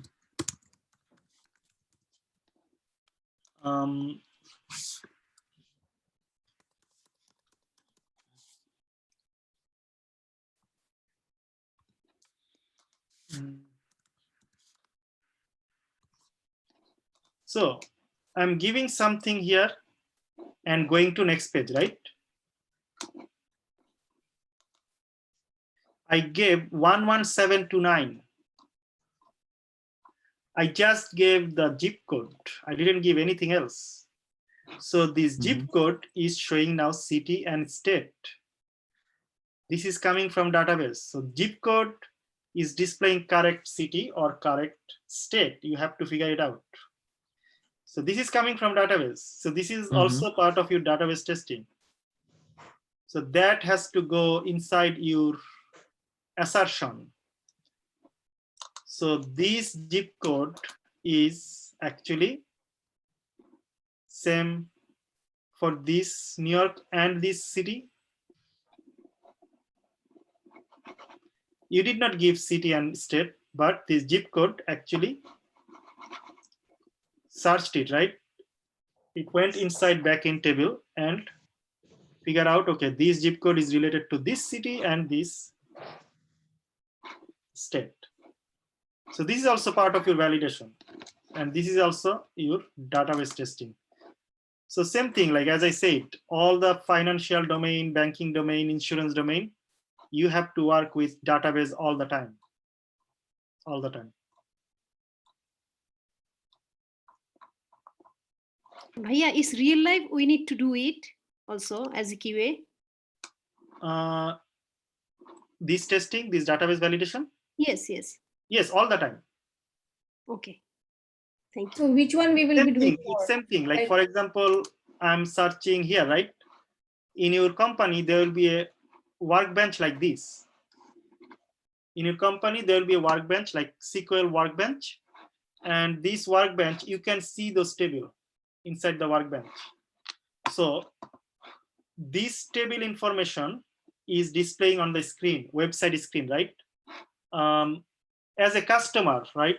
For example, if you are using Amazon.com or eBay.com or Facebook.com, you don't see those tables actually. You just see Facebook.com on the screen. You see you have 570 friends, right? For example, you have 570 friends, but you don't see those 570 friends details is coming from some kind of table here. As a QA, you are checking those tables. Okay, if screen is showing 570 friends, is that 570 actually correct or not? Now, in the backend table, you are just doing some kind of sum and just checking if this number is correct, showing on the screen 570 is actually correct number. Maybe you have 200 friends, but it's displaying 570 friend. That means something is mismatched, right? So every single thing you see on the screen coming from some kind of database, especially like numbers, all the numbers, values. So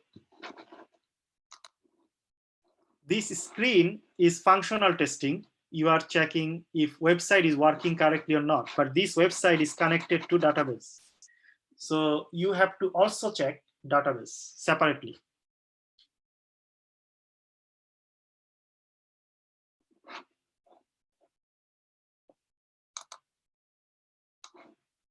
So as a QA, Yes. if we end up being a QA, hope so. So are we going to use SQL mainly or Java? Like which is No. So there is two type of testing. Functional and regression testing, you will be using either manual option where you don't need actually Java, but nowadays most of the company prefers like Selenium, WebDriver, this type of thing, because this way you can actually test a lot with less period of time, right? So timing is a big important, and maintainability, right? So as a human, if you check something today, it will be good, but tomorrow morning you are coming, maybe you did not sleep whole night, you don't know if you just follow the instruction properly or not. This is manual process. So automation is machine, right? So you are just giving some code and just saying, okay, run this. They don't have any other like issues like human, right? Like human can be tired, they can be, their mind can be another place when they are testing. So testing is more reliable with automation tools. Okay. So more and more company now like automation tools. That's why that Joel is teaching right now you like Selenium WebDriver. But it is not guaranteed that, okay, you will be testing only automation. Maybe you will not be testing automation. Your company will be maybe manual. They don't have any automation tools. But database testing is not automation. This is part of your manual testing. Okay. You have another part of database or backend testing is API testing. We'll be actually showing this later. You need at least 2 to 3 classes for API testing. So this API testing has both manual and automation both. For manual, you'll be using another tools like Postman, and automation, you'll be using Java, IntelliJ, same thing. So for there are, for SQL, we don't need any special software to download on the desktop, no, right? no.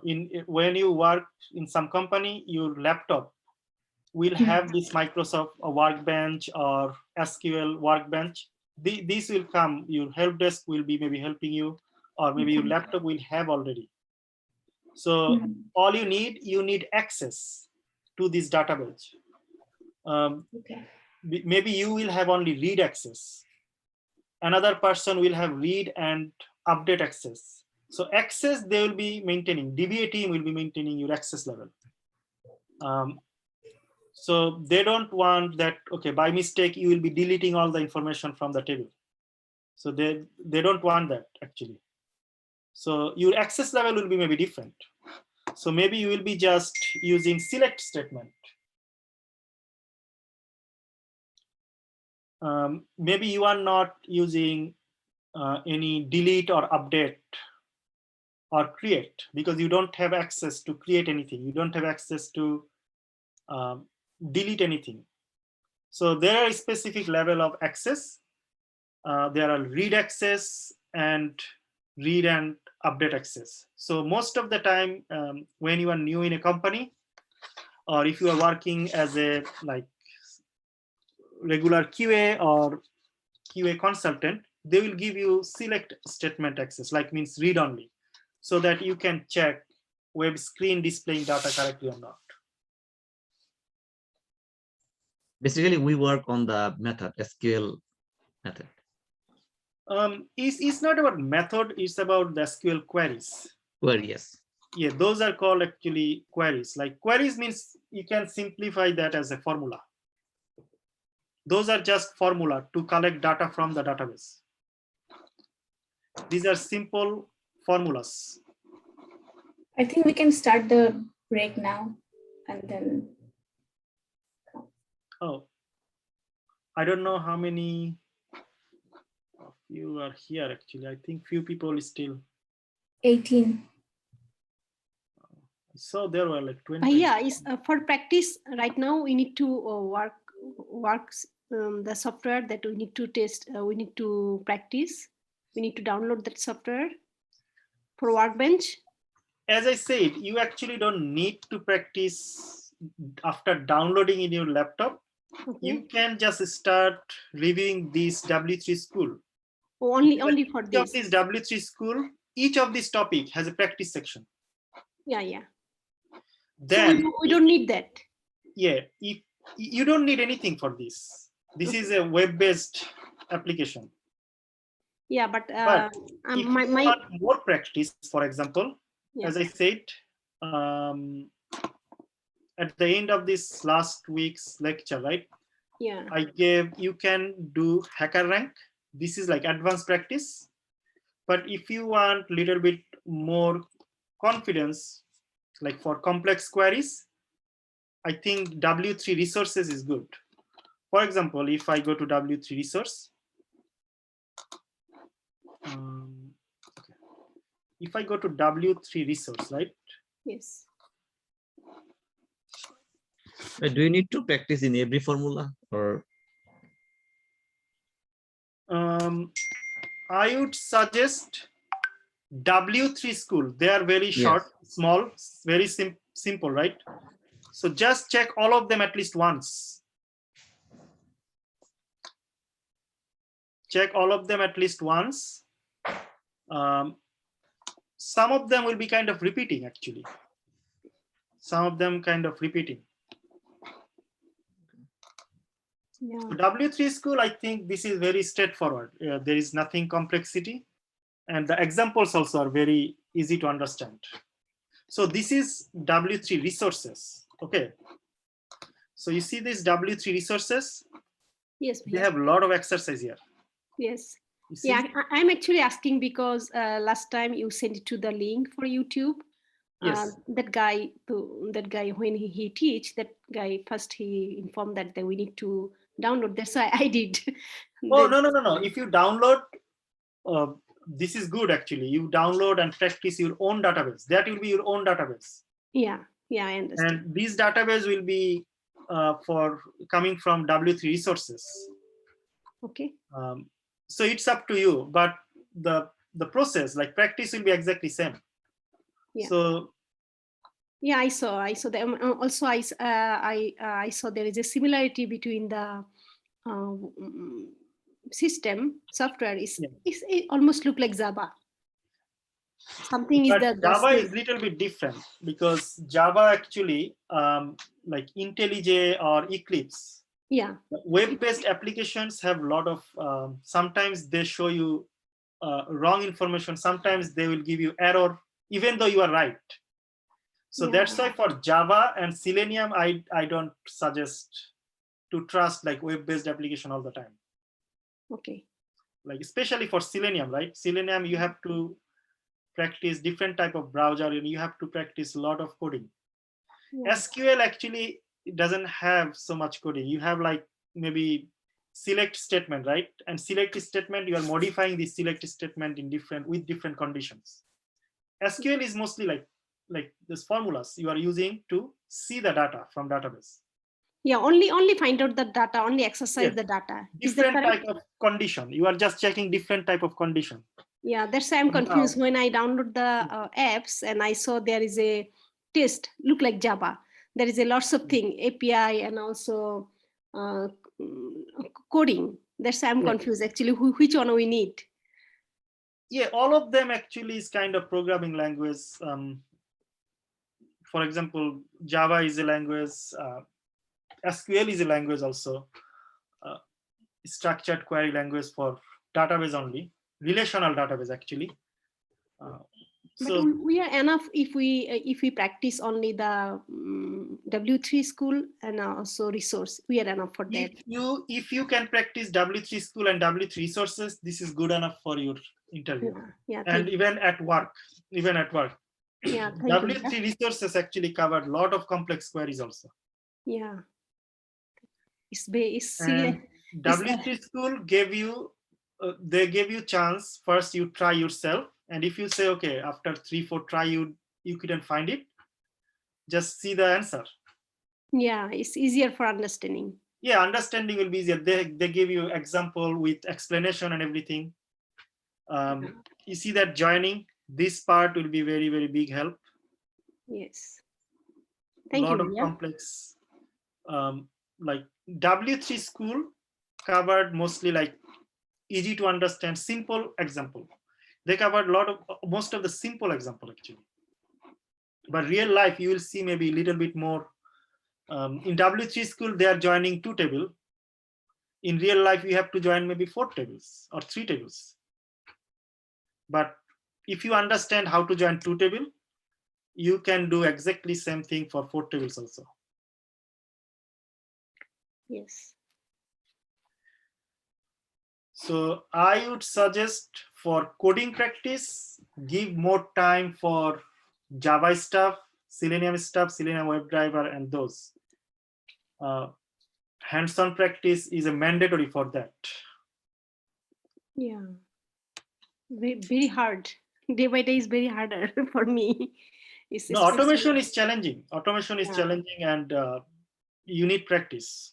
Yeah, it's very harder. When I say like 15 to 20 hours practice, is big part of this will be automation actually.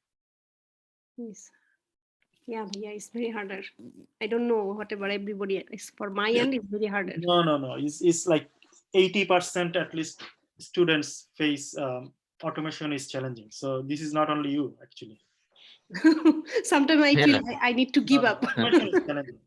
But if you practice a lot, yeah, you will figure it. Once you figure out the steps with multiple websites, then yeah, you can say, okay, you are understanding. Just watching whatever Juelba is testing on insurance demo, it will help, but it will be still confusing if you don't try other websites also. So if you have time, can you show me that how to get assertion? If you have time. To get assertion. Yeah. I'm not sure if I have set up right now, Yeah. but if I need specific formula for that select. I cannot assert it. Oh no, for drop down. No, Juelba will be showing select statement with assertion in the following class also. But I don't understand his lesson. I asked no. him. He will go again. Huh? He just started actually. He will go again. This is a big topic actually. It is a big topic. When I complete the insurance demo auto in automation, I fill up the drop down. I make the drop down, but I cannot assert this part because the way which one I complete this not drop down, another one I can make it, but in drop down I cannot make assert because the formula is different, I think. Yeah, no, this one actually I think Juelba has to go because I use select some like in different method, like select method. For select method I cannot make assertive. No. This is a different topic. So yeah, he has to go through some other options. No, that will be covered. Don't worry, that will be covered next class. Okay. That will be covered because select there is a lot of drop down. If you see, for example, priceline.com, right? Priceline.com.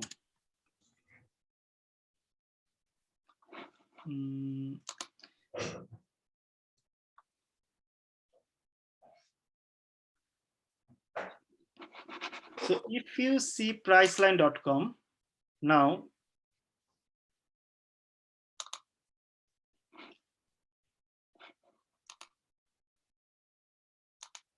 there is a different drop down than actually not priceline.com. I'm going to finviz.com.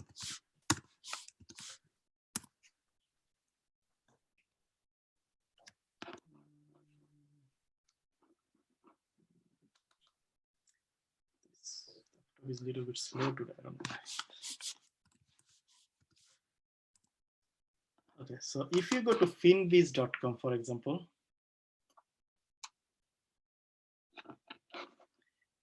you see this, all of these screen. There are a lot of type of drop down actually, and each of them has different. Some of them will be used only with select. Some of them you cannot actually use select. You see that this is one type of drop down. This is one type of drop down. You see that.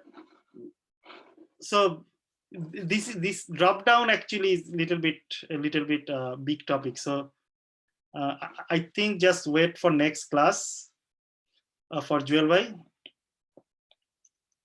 He will cover with more details. Because I'm sure like several other students will have same question for this drop down issue. Yeah, I only use select method, but in select method, I cannot assert it. This is the point. Okay. Okay. No. We'll cover this thing. Okay. We'll cover this one. So I think everybody is back, maybe, right? I think, oh, actually, there is one less now. Okay. So the second part I can maybe start. Okay, as I was saying, practice W3 resources also little bit to gain little advanced knowledge or some complex queries. W3 school is definitely good. W3 school is good for interview prep. For interview, there will be a lot of definitions sometimes they ask. So this is good for interview prep, W3 school. And also W3 school is good for basic fundamental. Like, okay, if order by, what is order by? What is the statement? And they have also practice here, right? And if you try yourself differently, you can just go to those link and practice. Similar to like workbench, that will just open a workbench. Similar like your real life work. So before going to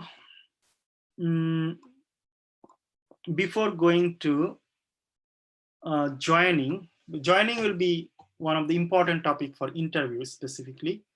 You need some other information, or actually some other queries you have to understand. Like is another one that you will be using a lot. So what is actually like? So for example, you have half of the information and now you want to see anything related to that information. Means you want to figure out, okay, if you want to see all the country names start with CA, use this type of command. You see that A percentage. That means anything start with A will be displaying. Percentage A, anything ending with A will be displaying. If you have percentage in both sides and the middle, whatever you are giving, your information should have this in the middle. Okay, if I actually show you some real life example, that will be more helpful. Okay. So everybody can see this screen? Yes, Bhaiya. Yes, yeah. Okay. So select all from customer, where customer name like percentage A. So what does that mean? Percentage A means any customer name that ending with A. For example, Martha, for example, M-A-R-T-H-A, right? So any name ending with A will be displaying in your result screen. So if you run this, you see this, all of this ending with A.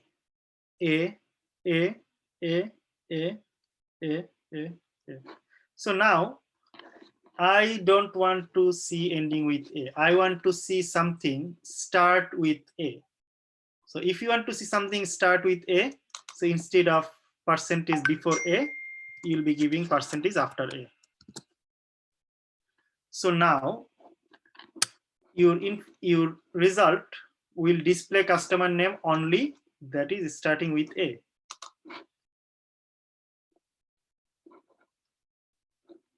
See that? All of them A. So now you want to see some name has in the middle has A. So if you want to see something, okay, AB. So Can you any please, name can you please contains one more time show the middle, please? Yeah, this is the middle one. Oh, So when you want to see something, okay, any name has AB, spelling has AB. So you will be just giving percentage sign in both sides.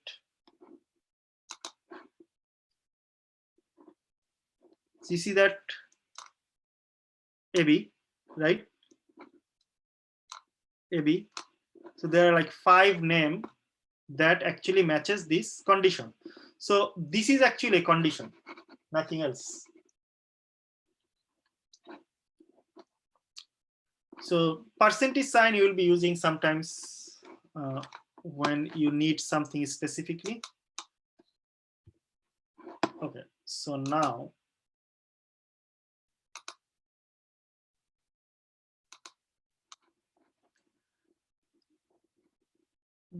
order by is done, update, delete, okay. Inner join, full. Okay, so this one, these two, interview question most of the time, group by and having. Group by, having, order by, sometimes they works together. So you already saw order by, right? So now group by. So what is group by actually? So group by will be specific group of people. So now you saw total of like 27 or 29 countries, right? In this customer 91, right? But these 91 customers coming from, for example, 27 countries. So you want to see customers, for example, Argentina's customer will be group first or group by, not randomly. So you will be just grouping those customers with the city. How you will be doing this? Just see that. You see that group by column name. So you can say group by city, order by country. So that means your people will be displaying as a group with each cities. If you see the example, okay. Okay. So this statement will be displaying all the customers that will be grouped by countries. So you will not see randomly any rows. You will be seeing just the country. So we saw this before, right? Count. So count will be saying that, okay, how many people for Argentina in this table? And country will be displaying all the displaying the country column. So anybody did not understand this part actually, how this is working?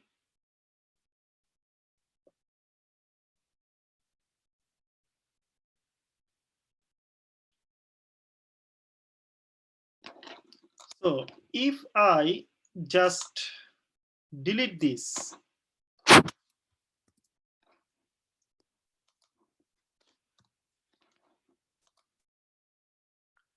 it is showing total of 91. You see that? You are not saying anything group. Now I'm saying don't show 91, the total number. Show me each country with the number of people. Then you have to use group by.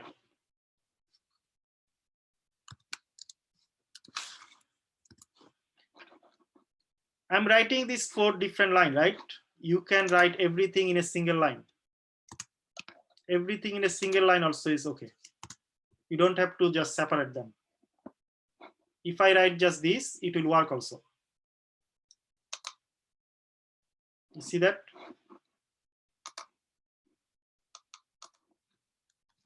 Showing just separately, just actually.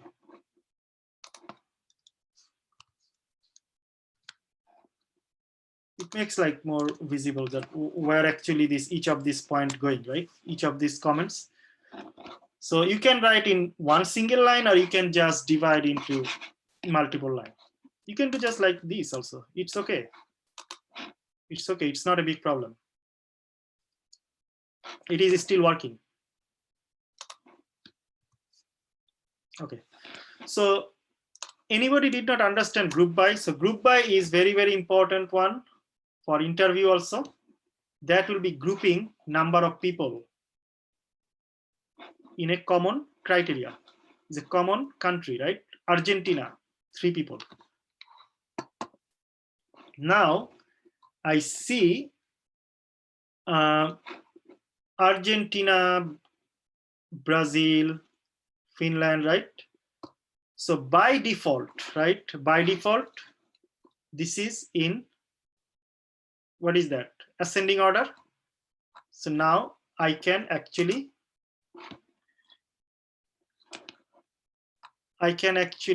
say order by also here. You see that?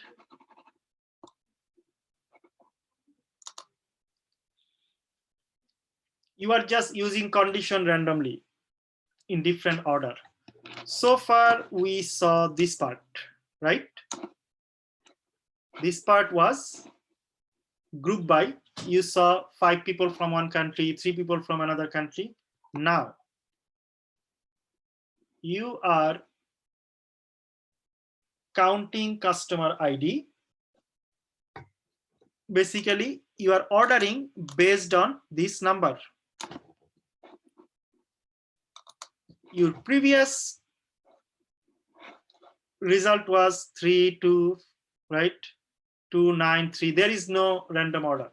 So now you want to see highest, the country with highest people first, then lowest, then like this, right? Or country with lowest people first, and then highest, something like that. So you see that descending order means you are checking the country with highest people first. So in this table, out of 91, 13 people from USA, 11 and 11 from France and Germany, then 9 from Brazil, 7 from UK, and so on. So now if you want to just see opposite direction, just change it, right? ASC, ascending. So anybody did not understand this query? Yeah, can you please one more time explain group by and order by, please? So this query was just with group by, right? Before that, this one. This one, you can see all 91 people. Now, your requirement says, don't show me 91 people, show me country with list of number of people, basically. So each country with the count, right? Each country with number of people. So this one was group by. So you are grouping the customer with country, right? So Argentina has 3 people, Austria has 2 people, right? Canada has 3, Brazil has 9, something like that. USA has 13, France has 11. So you are grouping by here, but you are not actually using the order. So now you say you doing group by and show me the country with highest number of people, or show me the country with lowest number of people. So when you want to add extra layer of condition, you are using order by here. This part you understood? Yeah. Now I said, show me the country with the lowest number of people. And when he says lowest number, it ascending. If I say, I want to see the country with highest number first, then DESC, descending, right?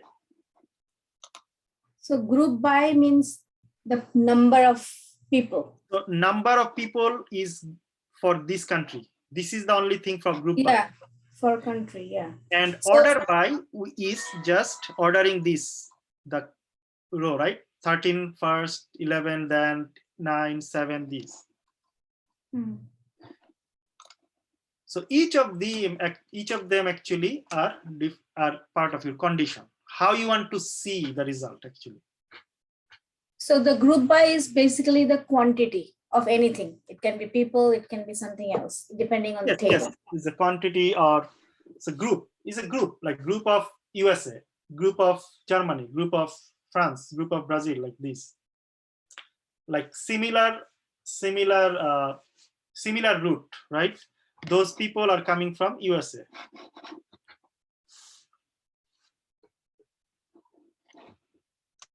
Now, for example, okay, if I go to employee here, right, there are 10 employees.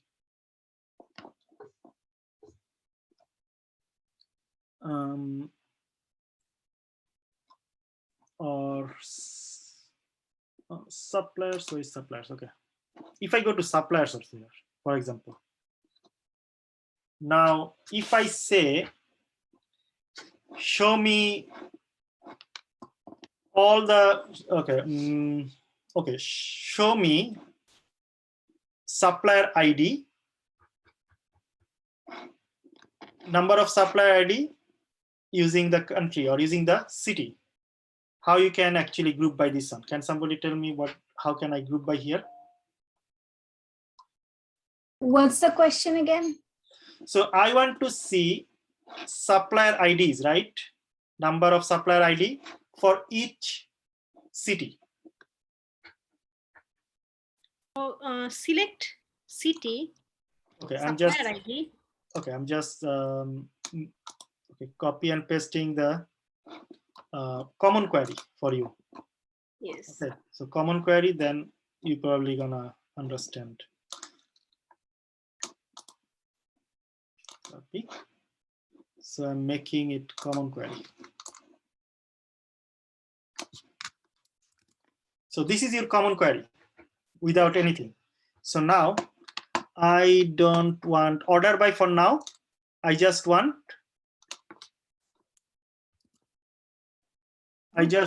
group by with supplier ID for each city. Okay. So select city. Select city. Supplier, I believe, right? Yes, but since we are counting it, right? Yeah. We can count, right? We can use count, remember? We can use count. Yes, Yeah. yes. If I want the number of supplier, so I can say count. Yeah. Okay. Then a parenthesis, right? Yes, parenthesis. Now what will be the column name? Supplier ID. Supplier ID, right? Yes, supplier ID.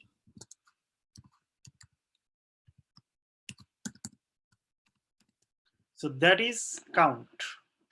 So that will be counting your, similarly, see that now you can give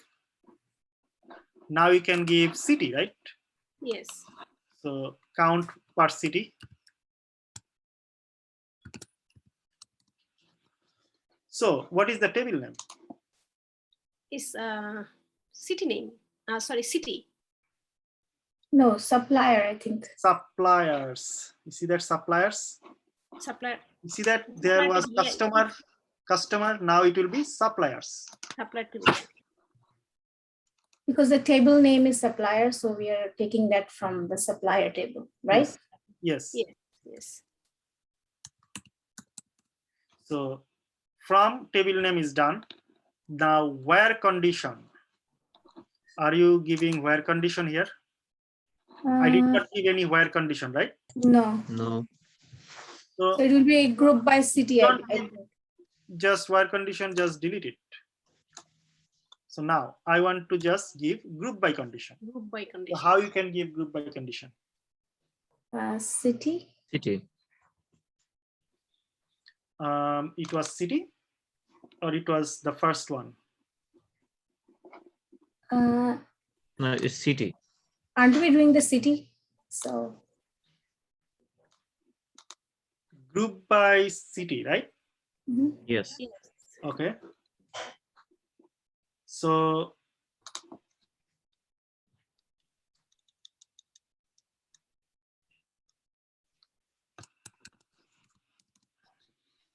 what I will see here.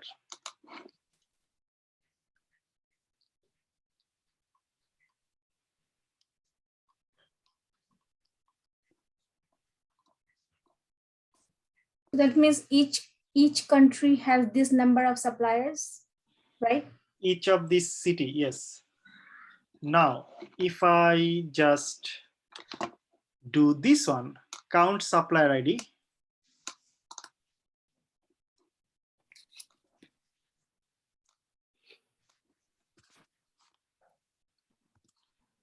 then what happened? Nothing. Nothing happens. So this one has just 111, so you cannot actually see. I think we should see something that has more, right? Customer has like more product. Then we can use country.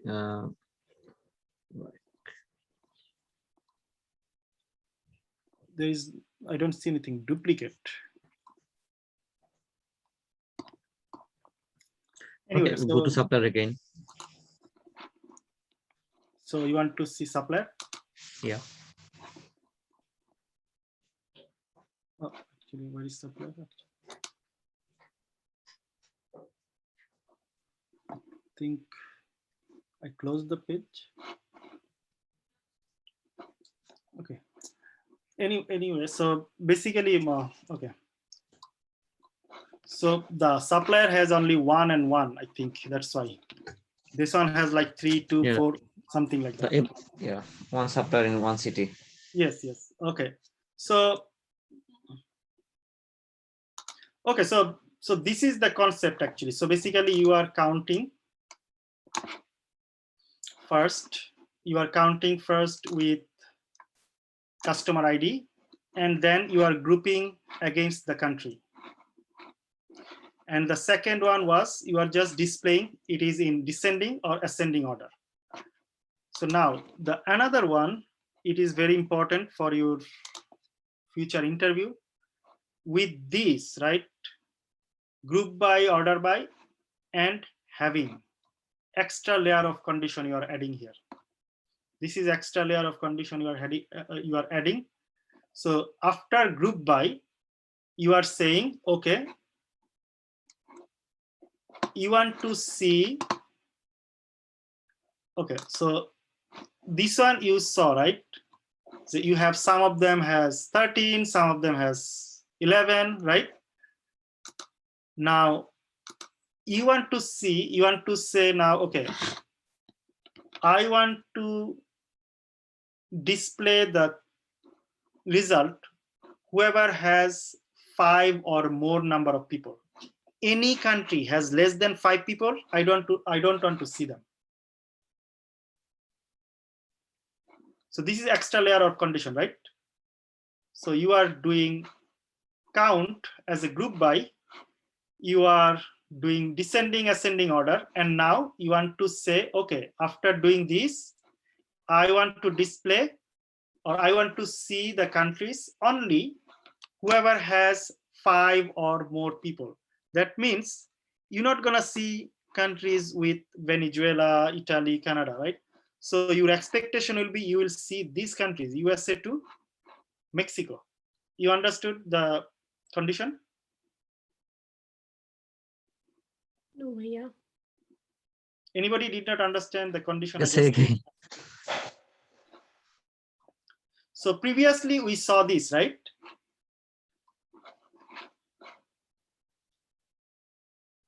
The count descending order group by. Now I want to add additional condition with the previous condition. Now I want to add a condition where number will be showing only if it is 5 or above.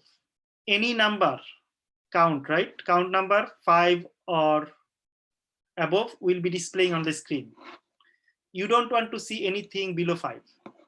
So then you have to add a condition with having. Now, if I show you the example, you see that same thing. Okay.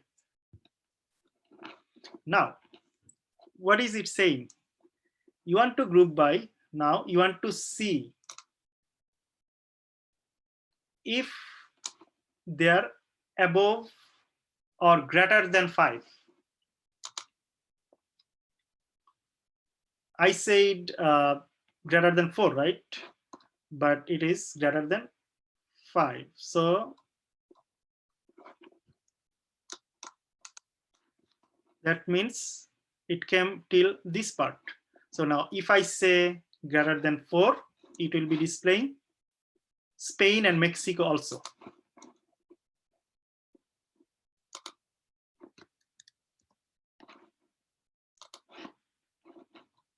So I have a question. Like in the real world, right? Yes. When you're working as a QA, so the company is going to provide all the information, like list of information, what we need to test, like Yes.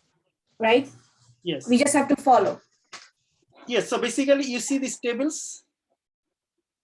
You are not building these tables. Development team will be providing these tables actually. Okay. The query you have to write. And most of the time, if you just communicate with them, they will give you query also.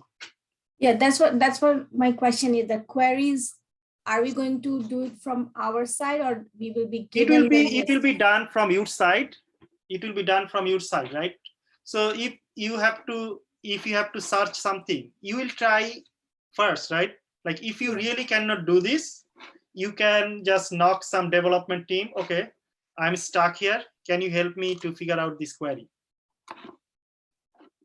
Okay. Usually they always help actually, development team. That's why I'm saying in real life, you never have to memorize those stuff actually. You can always get Google help. You can always get developers help. Okay. They will always help you.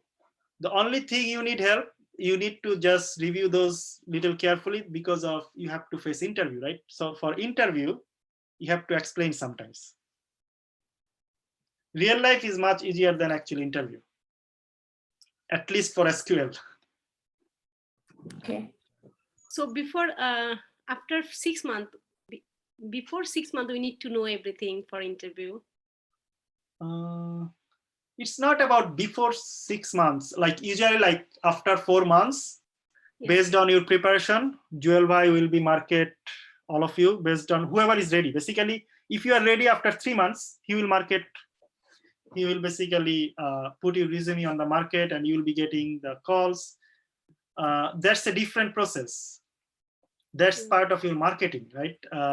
When you are ready, like if you are comfortable with some automation testing, if you are comfortable with overall process, then and we will provide you some interview questions.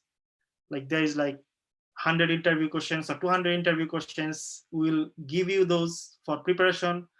Then if you are comfortable with all of this, then you will be going to market for job. Bhaiya, so why you are not giving the interview question day by day? So for example, In advance? Today's class, for example, today's class. Why Yes, so tonight I will give you some question on SQL. Okay. As part of my homework. It will help us because it's at a time. Yes. Lots of question is coming. Our brain is not captured that. Yes, I will give you quiz actually. That will not be homework. That will be quiz, like 1-line answer, 2-line answer, something like that. Okay, thank you. Yeah. As part of your from SQL actually. So you can see, okay, what type of question you can be asked during the interview. Yeah, thank you. Okay. So here in this part, can we use every symbol, like small than, greater than, equal? Oh, can you repeat the question? So here in this formula, can we use all the symbol like less than equal, greater than equal? Yes, you can always use that. You can see that is like wildcard stuff.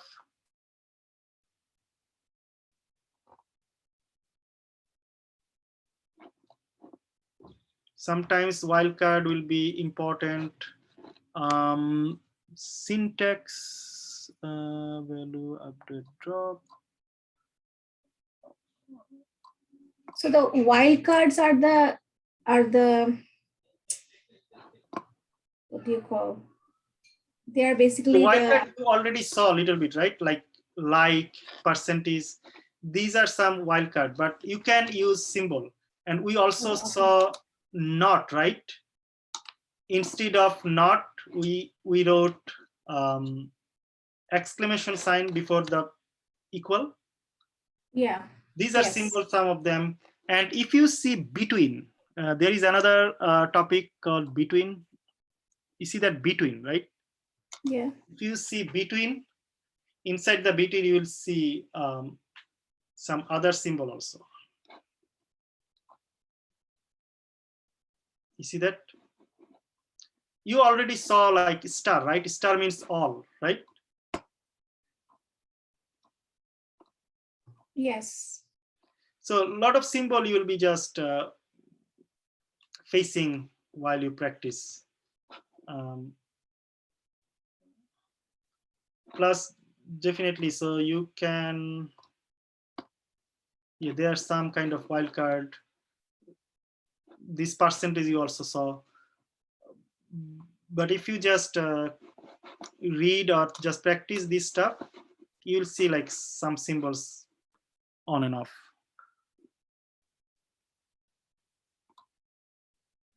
Having, so this one was important, so you just cover this, any select info.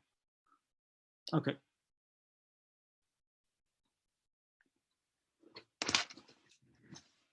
Okay, so now we'll go to actually joining, where you saw some stuff from yesterday, right? How you join. So I'm just closing this.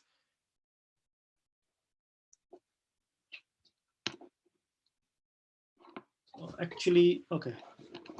One thing probably I can show you a little bit before going to joining, since you asked this product, right?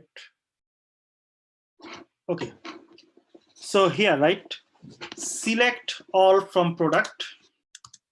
You can give where price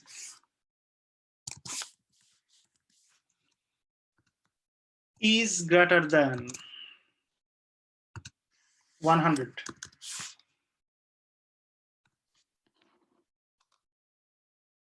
You see that? This type of symbol also you can use during the query. Now, if you use less than 50 or less than 100. I have a question, teacher. Yes. Is there any condition that I have to use a bracket sign for products, or parenthesis or bracket is fine? Here. Yeah. This is depending on how your database displaying. So sometimes it will be directly from your database actually. This square bracket, sometimes you don't have to give a square bracket. Sometimes it will be just the product. And sometimes you have to give database name also before that. For example, maybe if it is from insurance demo, right? It will be maybe insurance dot product. What is the dot? Okay, dot. Something like that. So if your database is insurance, so there are like insurance, right? So insurance, home insurance, instead of home insurance, sometimes, okay. So your database name is insurance, but there are some division also. Now you can say auto insurance. Dot. So now they will be connecting exactly which table you are looking for.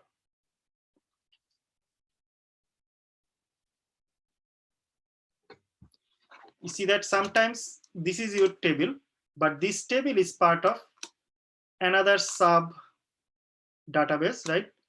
So you will see what your company use. So this parenthesis is not actually important here because depending on your company's database structure. Okay. Okay, so this way you can use greater than or equal to or less than or equal to or like this type of thing. So okay, so this part is done. Now I can go to joining.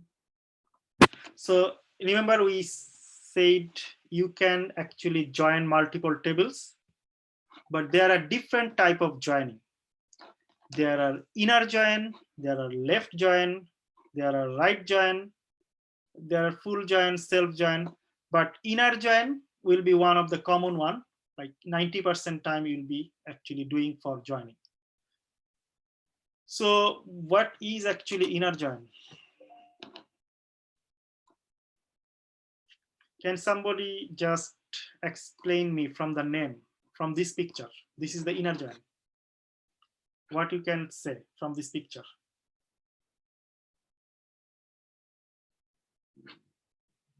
They're combining two tables. They are combining two tables, but you will see information only common between these two tables. You see that the green stuff? Yeah. You will see in the result. Okay. This is called inner join. What Is left? it the same as the primary and the foreign key? Foreign key. So Yeah. basically you will be joining the two table will be joining based on foreign key.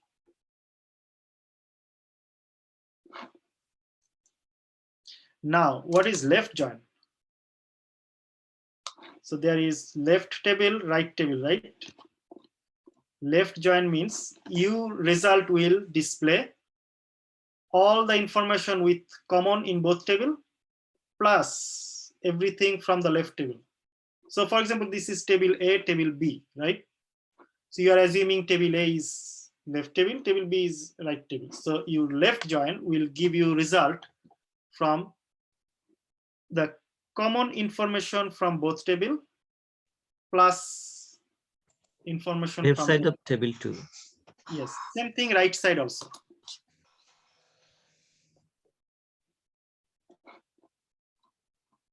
Right table, full join, you will get everything,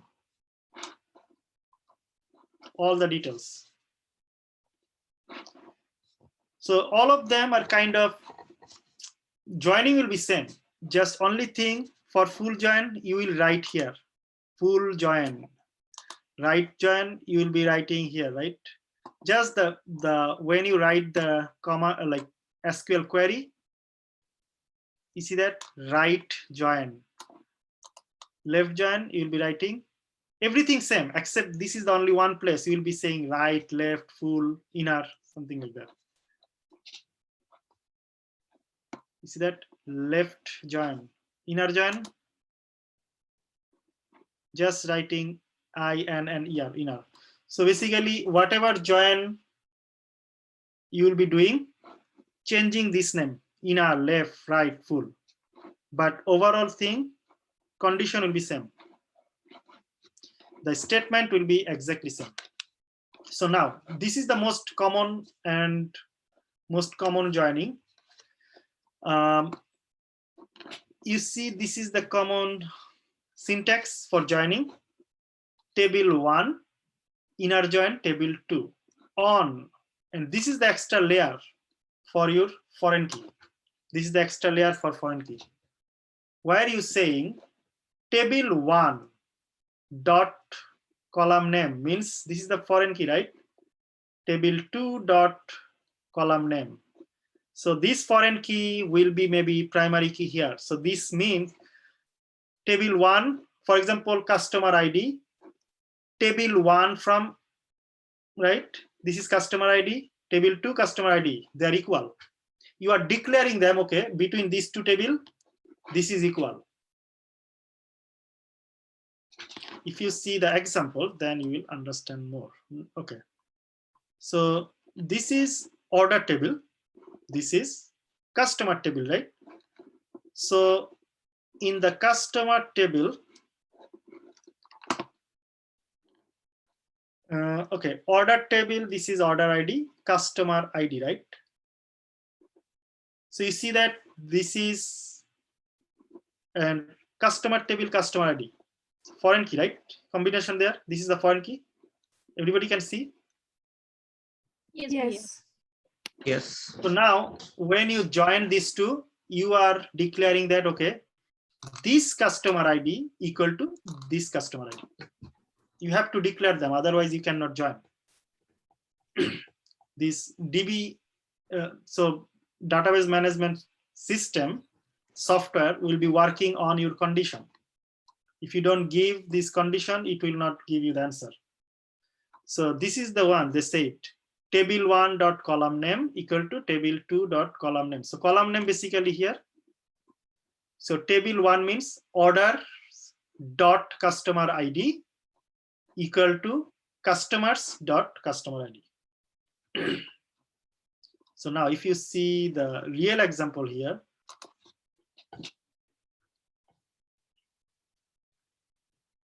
so this is the real example, right? So it is joining between customers and order, right? You see that order and customers and orders. So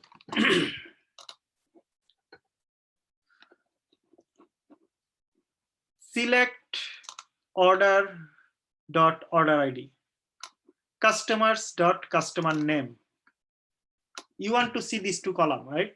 So now if you want to see anything else, any other column,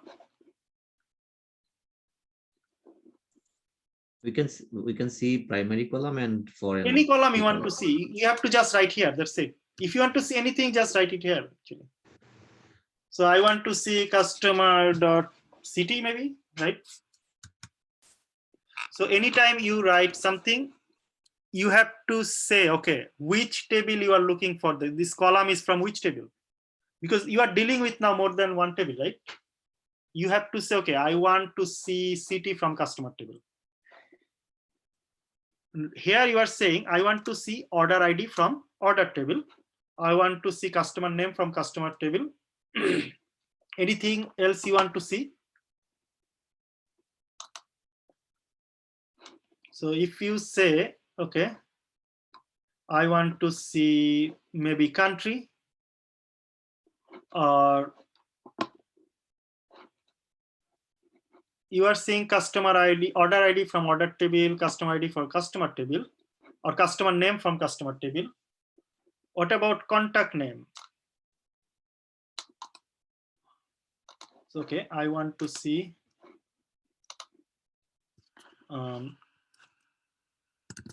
customer, right? Customers dot contact name. Okay, so if you can add more column also if you want to see. So if you want to see anything else from order table other than order ID, I want to see maybe shipped ID or order date, right?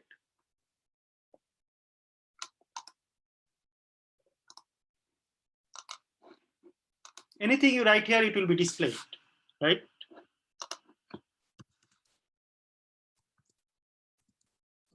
Orders, right? So ship date is coming from order, right? Order table. Okay. So there was 2 column, now it will be 4 column. From orders and inner join. Remember I said it, you are doing inner join. So customers on, you can just type like this. So the expectation will be anything common between these two tables will be displaying here. You see that 196 number of record.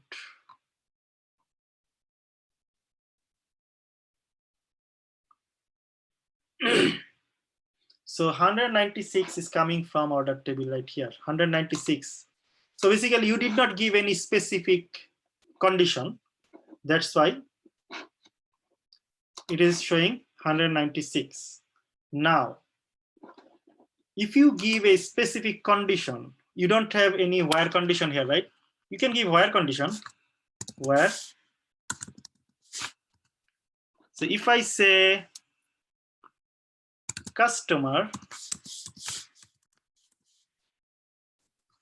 dot country equal to USA. Now I'm giving a specific condition. I'm saying show me only the customers from USA. 196 will not be there, right? It will be less, 29 only. You are joining, but you can use all the condition that we previously used. All of this condition and or order by anything, min, max, you can use for joining also. Anybody did not understand this joining? We use to join, we use inner join, plus this on is used for what? To come On will be declaring what is equal between these two tables. Means which column is common for two tables. okay. On will be the common column between these two tables. That means you remember your foreign key is the common one. Yeah. So this is the most important part, extra part for joining. If I just delete this, you will see error or something. You will not see this 29. So if I run this now, nothing will display actually. Oh, it displays wrong information actually. It displayed, but it is not like joining. It is displaying everything randomly. You see this like something like 2000, what is that? 2500 something. So this is not the right information. So this is displaying some number that is not accurate, first of all, but maybe your database, it will be displaying error in your work because you are joining, but you are not giving which column you are comparing actually. You have to give some common column that is basically same for both tables.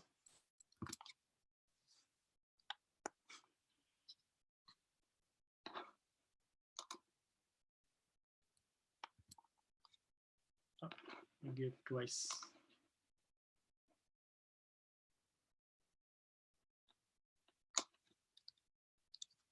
Okay. So you understand why I use this? Yes. Because without this, you cannot get the common. So this is making a relationship between these two tables, how they are related. So this is inner join, and so this inner join you can actually avoid, right? You can avoid using, remember I showed you at the beginning of the class sub query or nested query. You can use also nested query here if you don't want to use joining.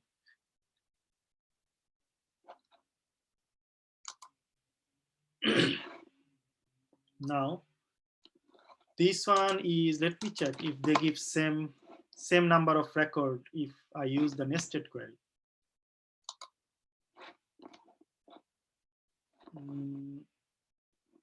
That was inside the in.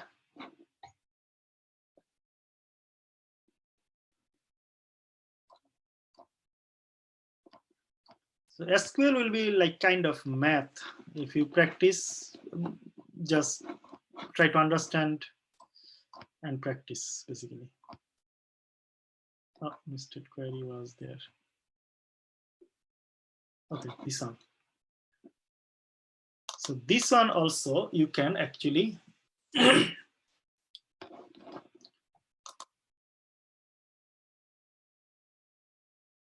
so this one is your joining. Now I want to see similar data or same stuff, same result using nested query.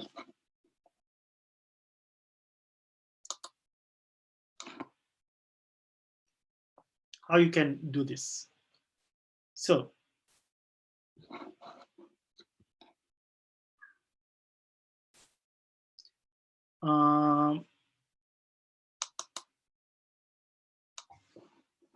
that will be okay. So to see, okay, so nested query, there is one problem.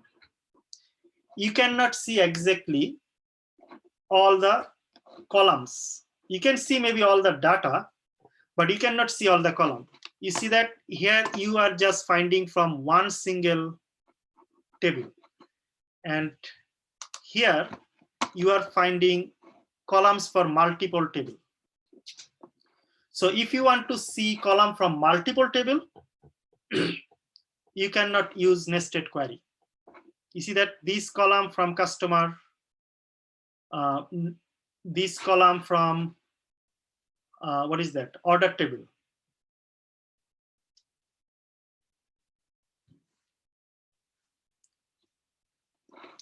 But if you want to see something simple stuff, for example, okay, if I want to see order ID, okay,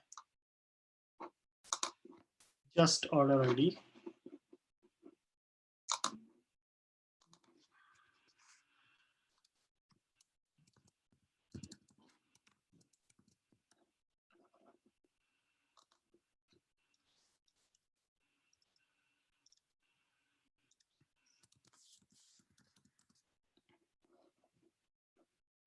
So I want to check order ID and from orders, okay. Now where customer ID.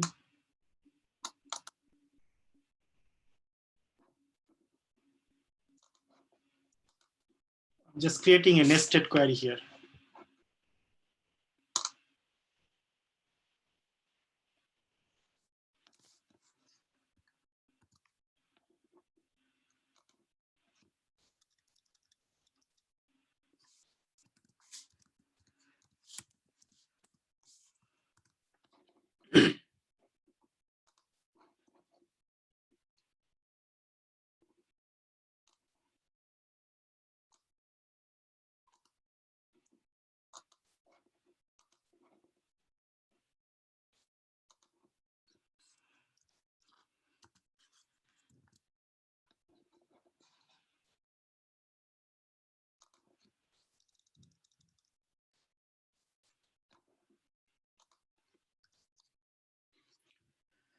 So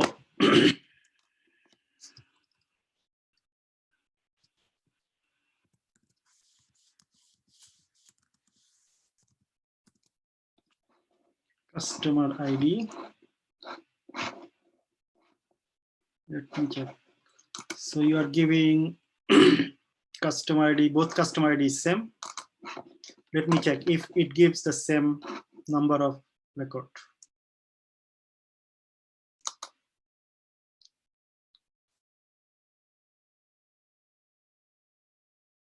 It is giving same number of record, 29, right? 29 here. So it's kind of giving the same information, but for reporting purpose, right? If you want to see different type of column, then you have to do joining, because when you do joining, right, you have access to display all the column for both table. But here you cannot actually display. Let me check. You cannot display column from customers table.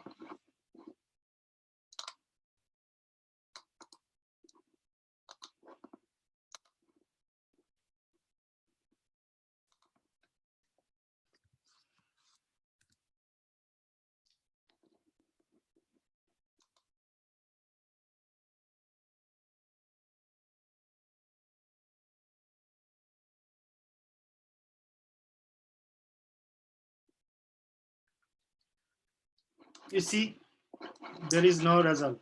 Result is empty because I added customer name and this customer name came from customers. But I am actually checking result from orders, right?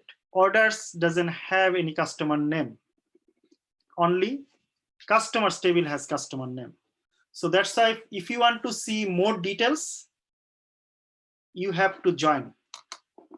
But for simple verification, like if you want to check, okay, what is the common order ID for both table, then you can just do simple subquery or nested query.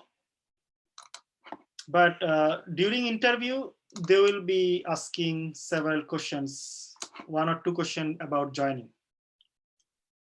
how it works. Sometimes they will give you 2 tables. During the interview, they will give you 2 tables and they will say, can you join these 2 tables? Find this column, something like that.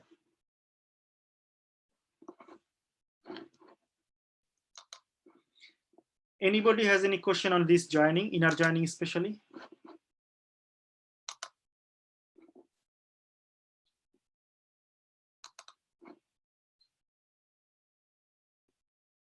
Hello.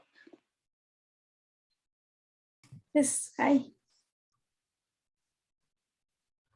Okay, if I don't want to see contact name and order date, then what will be gonna happen? Just delete from this. Yes. And run this, you will see just other 2. Okay. So whatever you will give there, right? You will see on the screen as a result.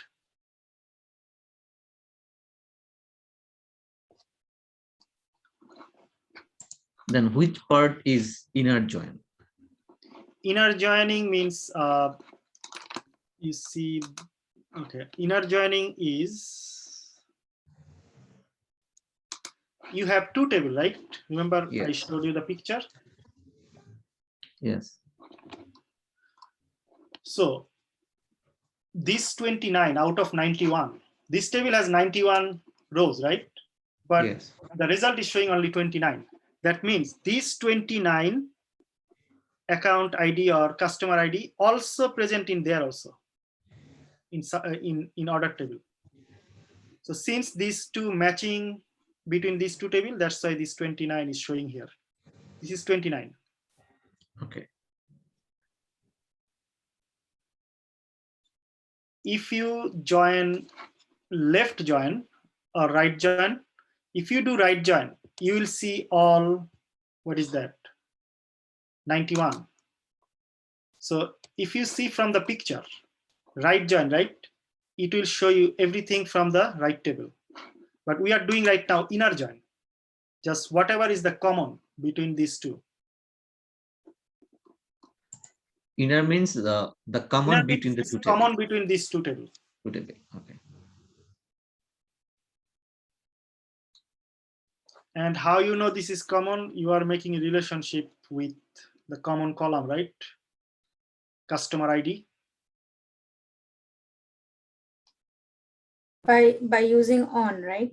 Yes, yes. So by using on, basically you are making a relationship based on this. So you are saying SQL that, okay, based on this, show me the result based on this actually.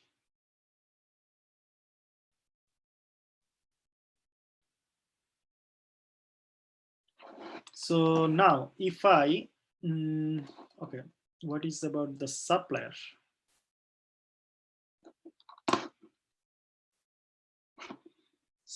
For example, suppliers, right? Okay. Supplier has customer ID, supplier ID,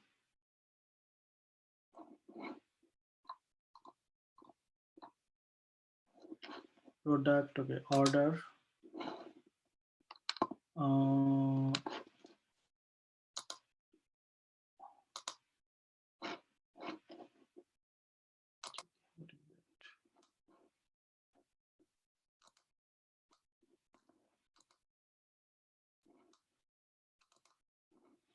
So check with another one maybe. Okay, so order product shippers, right?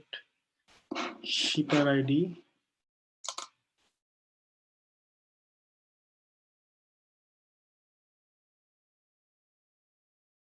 Supplier.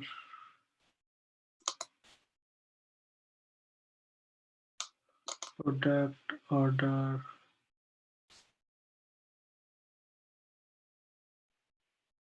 Okay, so product and supplier ID. Supplier, you see that? So product has product ID and supplier ID, right? And supplier has supplier ID, right? So if I want to join supplier and product, okay, so Rejanul, Yes, sir. I want to create a joining statement here. Can you create one joining statement, inner joining? Okay, for inner. Okay. Yes, between supplier and product ID, product. Okay.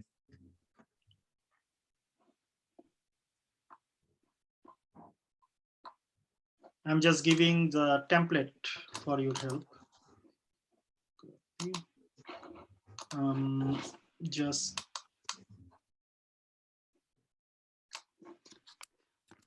so this one has nothing, just the template. This is like formula. So I'm saying, okay, show me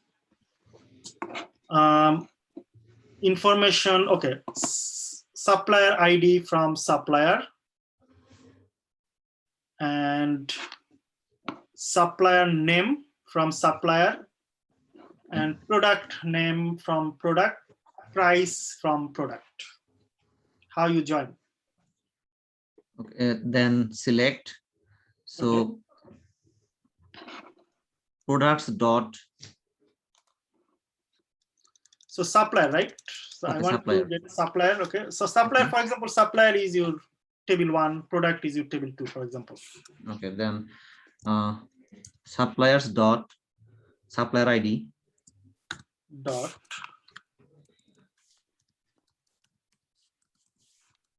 right, supplier ID. And you also want to see supplier name. Okay. Okay, then suppliers dot supplier name.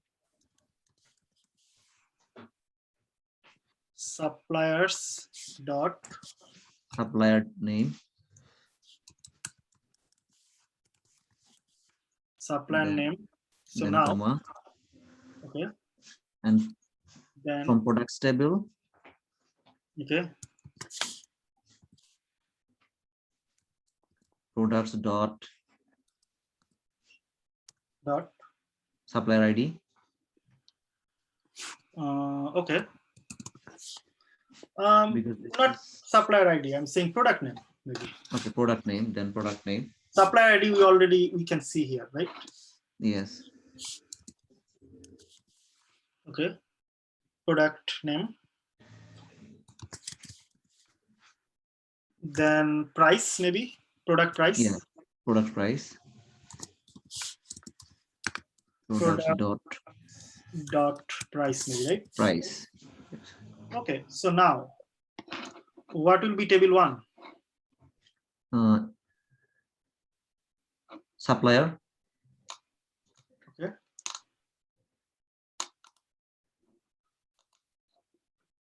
Okay. So what will be table 2 is products. Okay.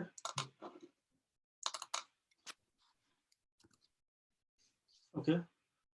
Okay, now so table 2 will be product. Table right? 2 is products, yes. And table 1 is suppliers. Okay, so what column you are comparing actually? Means what is the relationship between these two tables? Yeah, then we need to find out the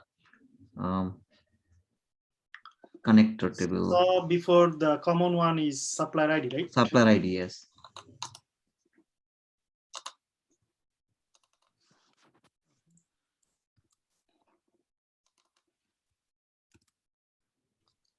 So we can run this. You see that? So 77. 77, they are common. This product 77. Now you can give more condition here. So where, for example,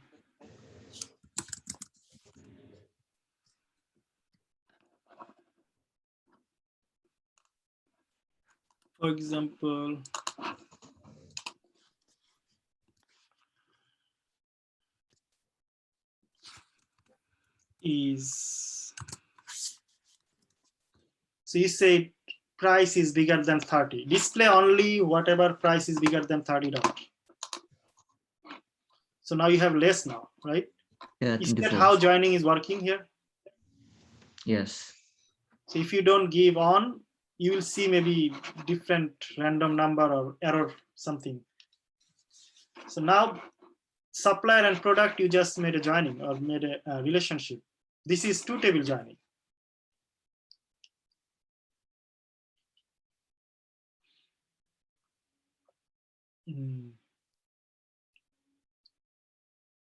So everybody understood the joining for inner joining especially? Yeah, we need to Yes, practice. Yeah, but I You definitely need to practice. My suggestion is watch that YouTube video, like 3 hours video, one time, and then review this topic. And when you're comfortable with W3 school, move on to W3 resources. Because W3 school will be more straightforward and easier compared to W3 resources, as I said. the resources have the exercises, right? Resources has more advanced exercises. Like W3 school is very straightforward and easy to understand, right? But W3 resources will be a little bit more complex. Sometimes you have to think a little more. Like this one, as I said. So this joining now, if you go to W3 resources,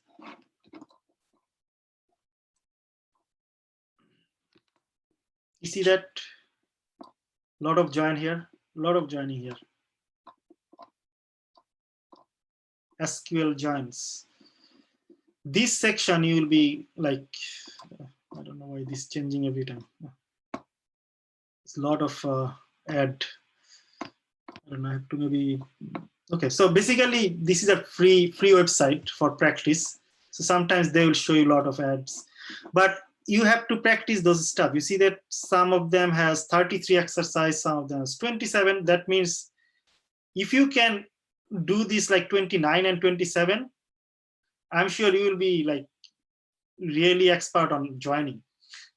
Plus there are some subqueries. Remember the nested queries or subqueries, 39 exercise. Just try to do as much as possible. I'm not saying you have to practice everything. Does it come with the solution? Like, let's say if Oh yes, W3 school and W3 resources both comes with solution. For example, I'm going to join right here. What is that? Okay, so this is first exercise, right?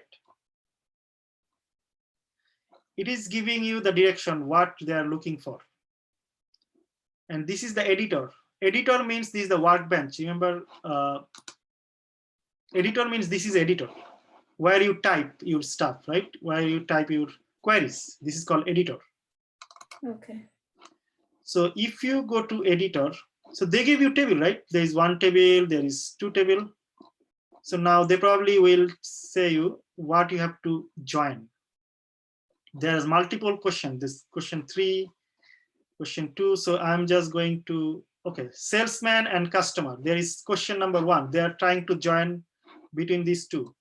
So from this picture, what you can see right now, you see that salesman ID looks like a foreign key combination or relationship. How about city? Because I can see the city too. So how will we? It is not unique actually, right? See, you always try to check unique column first. Oh, okay. Always unique column first. So ID is always unique, right? Yeah. So unique column, just try to check unique column first.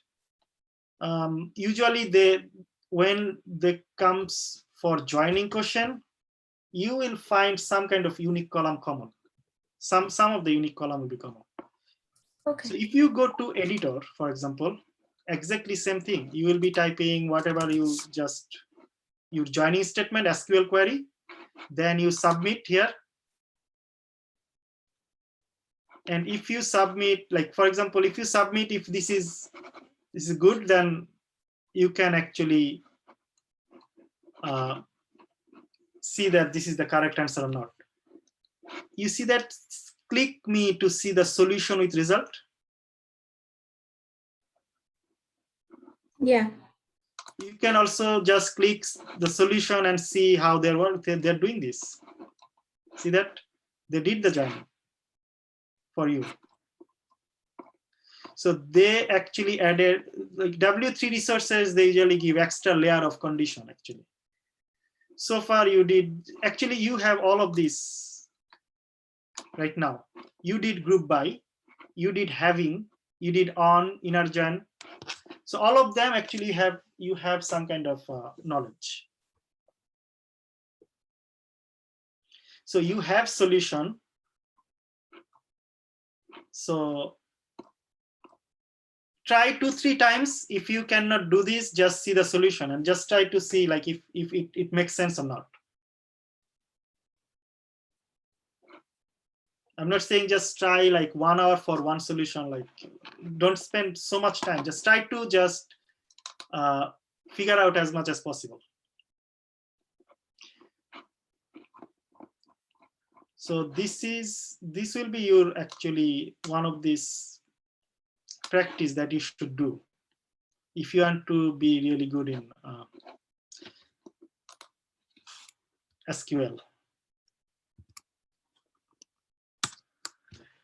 So my suggestion, first, watch the video, YouTube video that I gave you, suggested you actually. And once one of the video is complete, go to W3 school. Try to cover all the theory part, right? Those are kind of theory, right? Basic concept. What is on, what is like, what is mean, max, count, where. So if you have any of these theory part, if you have any issues or any questions, I think post a question to the WhatsApp group, and we can, if a lot of people have question, we can maybe set up another class on SQL. But in general, SQL, if you just do practice little bit your own, it will be much easier than compared to actually automation, Java. Java is way harder.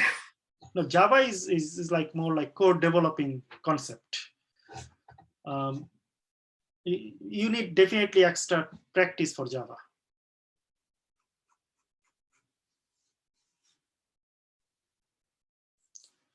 But for today's task is about SQL. This is one of the important topic for your job preparation and interview also.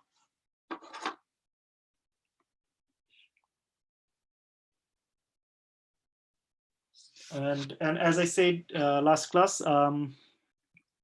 database testing is one part of backend testing. So second part will be API testing. Maybe in a couple of weeks, I will go to API testing. So API testing will be a little bit different than this backend testing. But even in API testing, will be also based on this concept. API will be also based on this concept, but a little bit differently.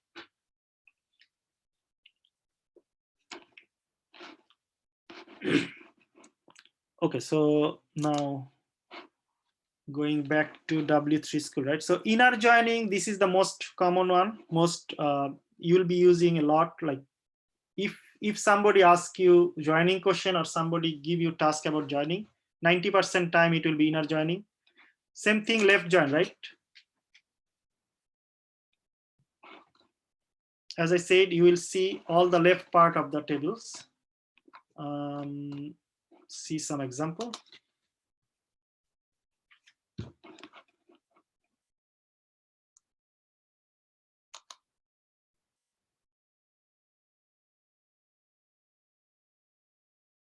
So they combined order plus customers. So all the 91 from customer plus anything common between order and customer, all displayed here.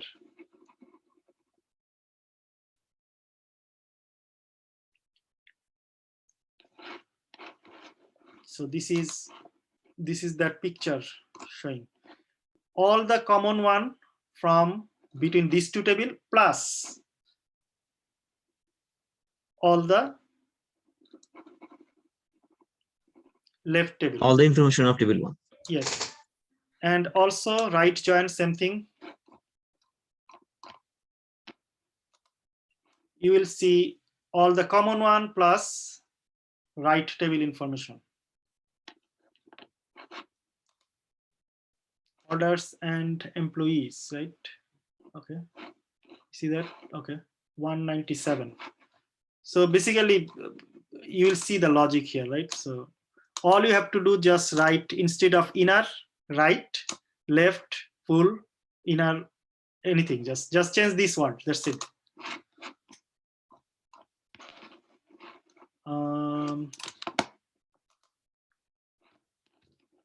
So that will be most of this. That will be most of this SQL that is important. But as I say, just try to review all of them at least once. A lot of, I think, topic I just skipped because we don't have enough time. But if you have any question after you review this, we can definitely set up another class on this. So anyone has any question on this? So far, whatever I covered, other than like you have to definitely practice.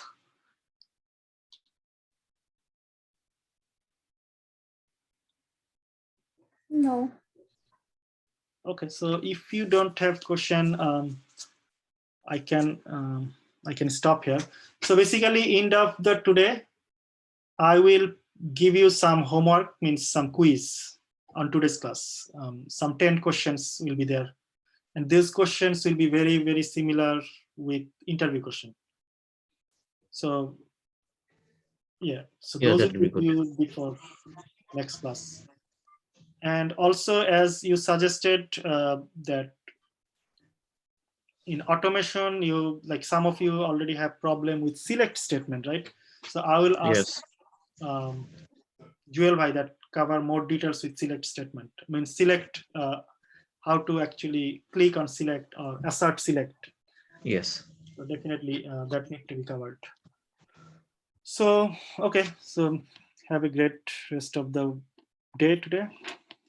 So are we getting any homework, or we just go through the videos and practice this? Yeah, so videos and practice will be one of the important part, but I will give one quiz tonight. Yeah, I'll give one quiz about videos and my what is that instruction from last class. W3 resources practice. If you have time, just definitely do this. It will make you more basically better in this SQL.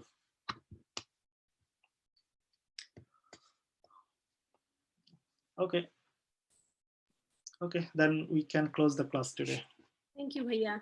Bhaiya, can I talk with you? Okay, thank you, Bhaiya. Thank you. Thank you. Thank you. Shantu bhai, can I talk with you for 1 minute? Yes, yes.